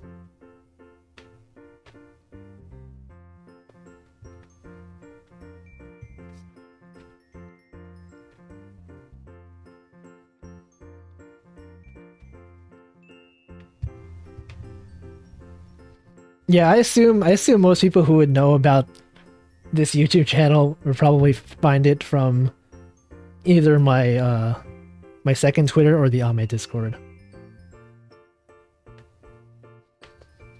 Because my metrics tell me on YouTube, they tell you like, you know, what percentage of users come from where. Most of it's from Twitter, and then I'll have like 15% of it from Discord.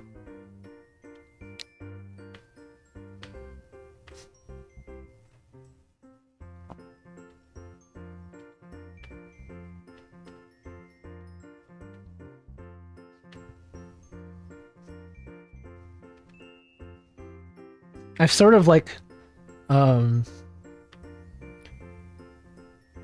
used to just providing the frames. Like, I used to do it so that only like the animations that I thought were good for, you know, that people might want frames of, I would export them. But nowadays I just do that for all of them. Because if I don't, people are just gonna try to extract them from the GIFs anyway, and it'll be lower quality. So I'm just like, I should just, you know, give all the frames. Frames for everyone. And that's pretty easy to do because the way I export the animations is I export all the frames from the animation app as PNGs, and then I sort of have to combine them via ImageMagick on the command line. And so I just have these two commands I use. One that takes all the frames, put them into a GIF, put them into a GIF without transparency and with transparency. And then another command to put them in a grid so that it's like a sprite sheet that people can use.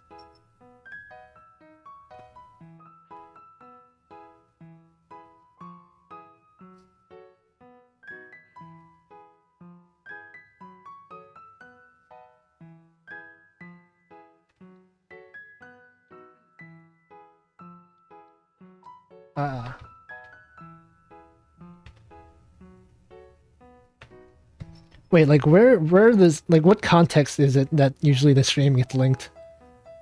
Is it just like, well, if it's live, go watch? Or is there like some automated, there are probably automated bots that tell you when an account is live on YouTube.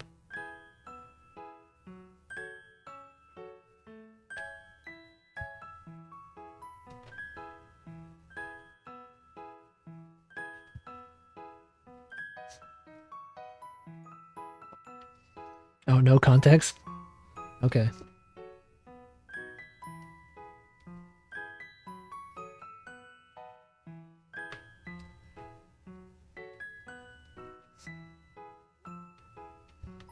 Oh, the bell. Yeah, I'm surprised how many people have bell notifications enabled.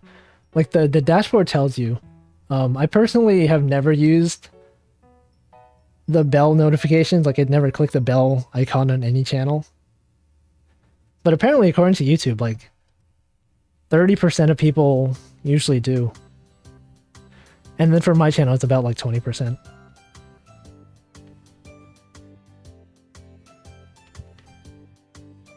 No, I mean, I'm gonna end the stream in like 5 or 10 minutes, because Holo Talk is starting soon.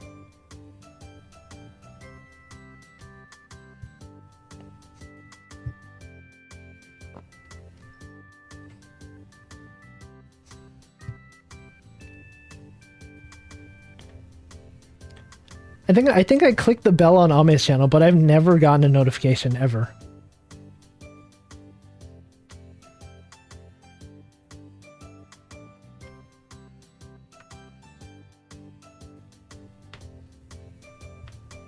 Control R.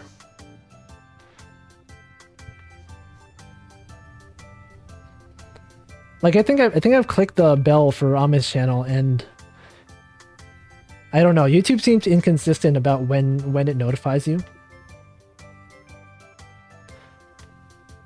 Yeah, I mean, I'm not gonna press Control R.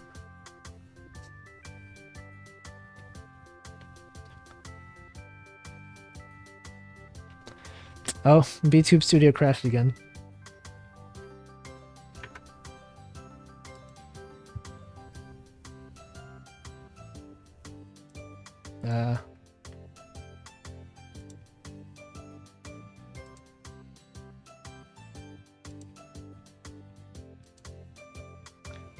Oh, VTube Studio is trying to update. Okay. I guess there's an update that I didn't download. It might fix the issues I'm having.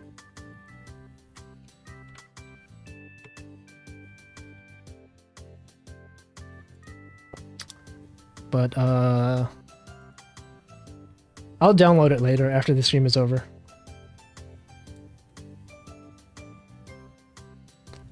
Okay, I'm restarting it.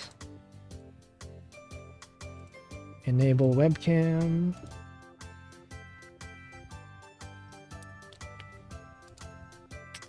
And we're back.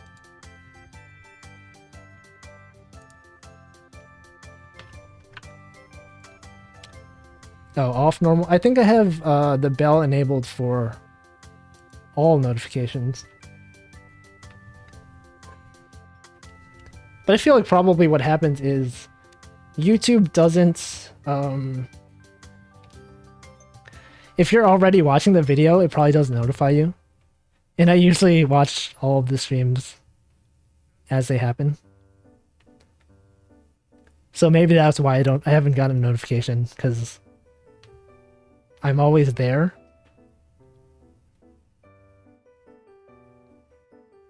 Like before it goes live.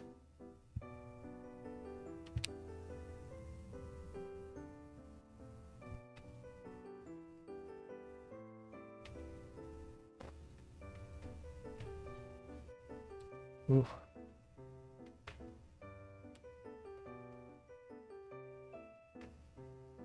Oh, that notification thing.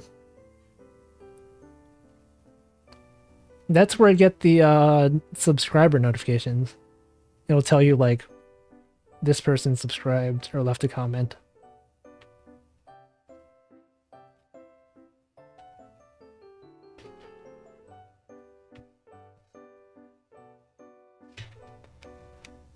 Like, I only get notifications for like the members community posts. And I feel like non-members community posts are like, you never see them, because I don't think, is there even a way to get notified on those? Because I've never seen it. They might as well just not exist because no one checks the community tab.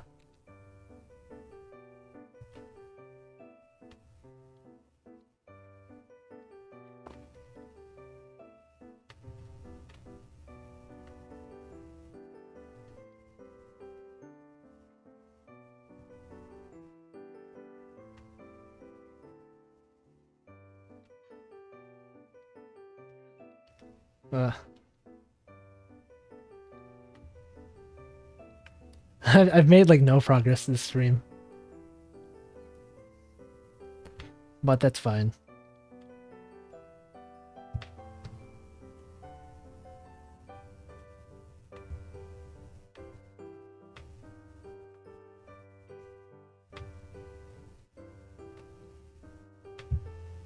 Oh yeah, the latest Ame community post was the picture of her like streaming setup for when she was in a hotel. And I like that it said like this is a members exclusive post. And then she just posted it on Twitter later.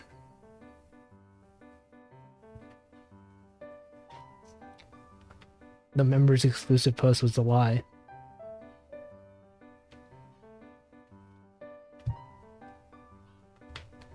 Oh no. Hello.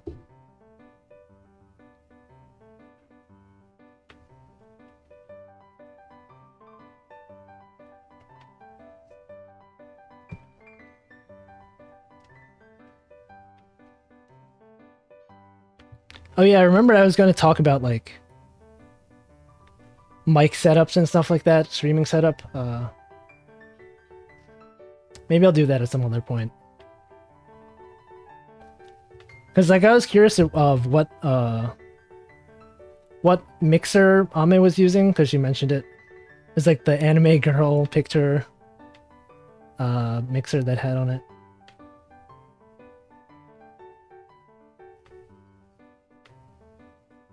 Like my setup is just it's a USB/XLR mic, and I just have it plugged in via USB.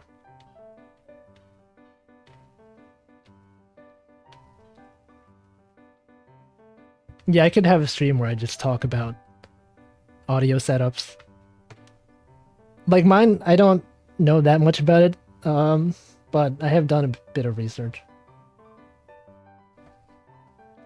Or at least enough to know what things are.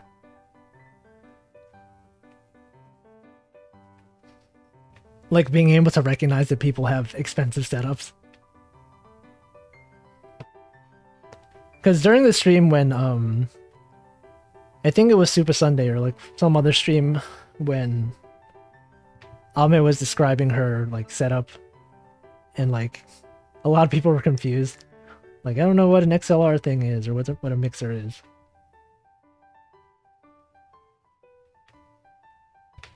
And I think most people don't need to know, but it is nice just to know how people have their stream set up.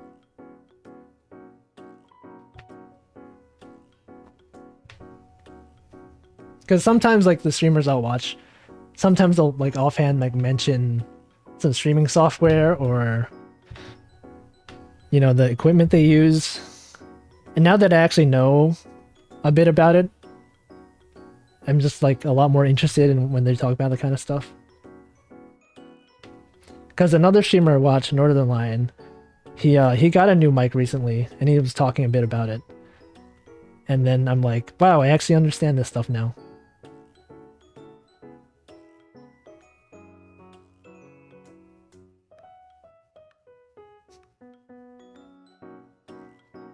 Yeah, there's a lot of videos. It kind of like the way I got into it was I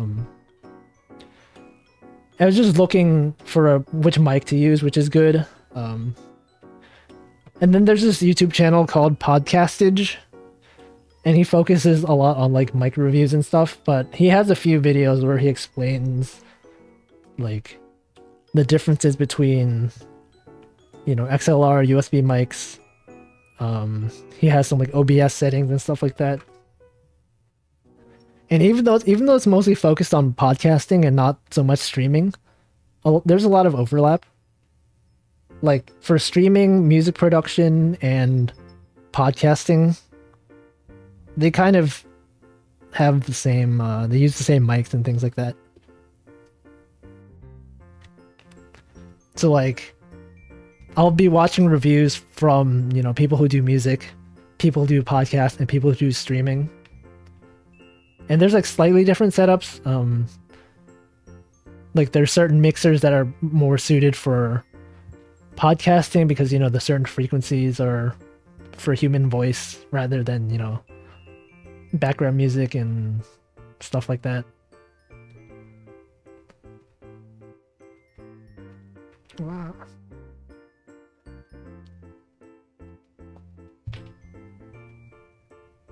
So for me, I was just looking for specific mic reviews, and then I just ended up watching a lot of other videos. Like, even though I already purchased a mic, I still watch that guy's mic reviews because they're just entertaining. Like, even if he's reviewing like a couple $1,000 mic that I have no interest in buying, I'll just watch it because I don't know, it's fun. I also feel like that's the kind of thing where like you'll see for food review videos too. Like people will go around reviewing like expensive food, and like I personally, I'm not gonna pay a couple $1,000 to get, you know, a meal or something. Yeah, I was gonna end the stream soon. It's in 3 minutes. Well, there's usually a loading screen in the beginning, so they don't usually start on time.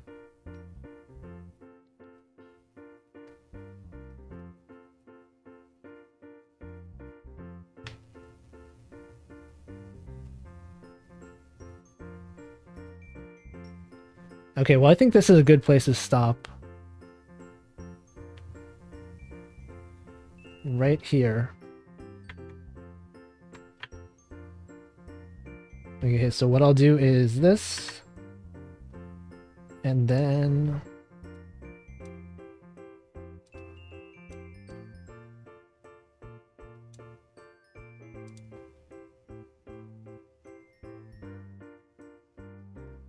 Alright, thanks for watching. Was this almost my longest stream? What was my longest stream? I don't know.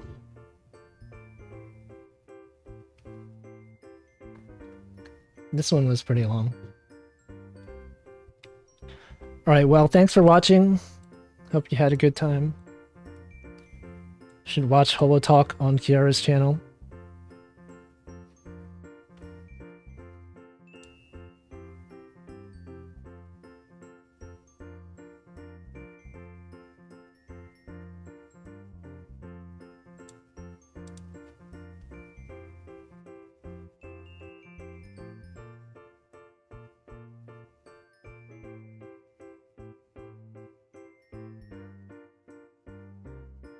Alright, see ya.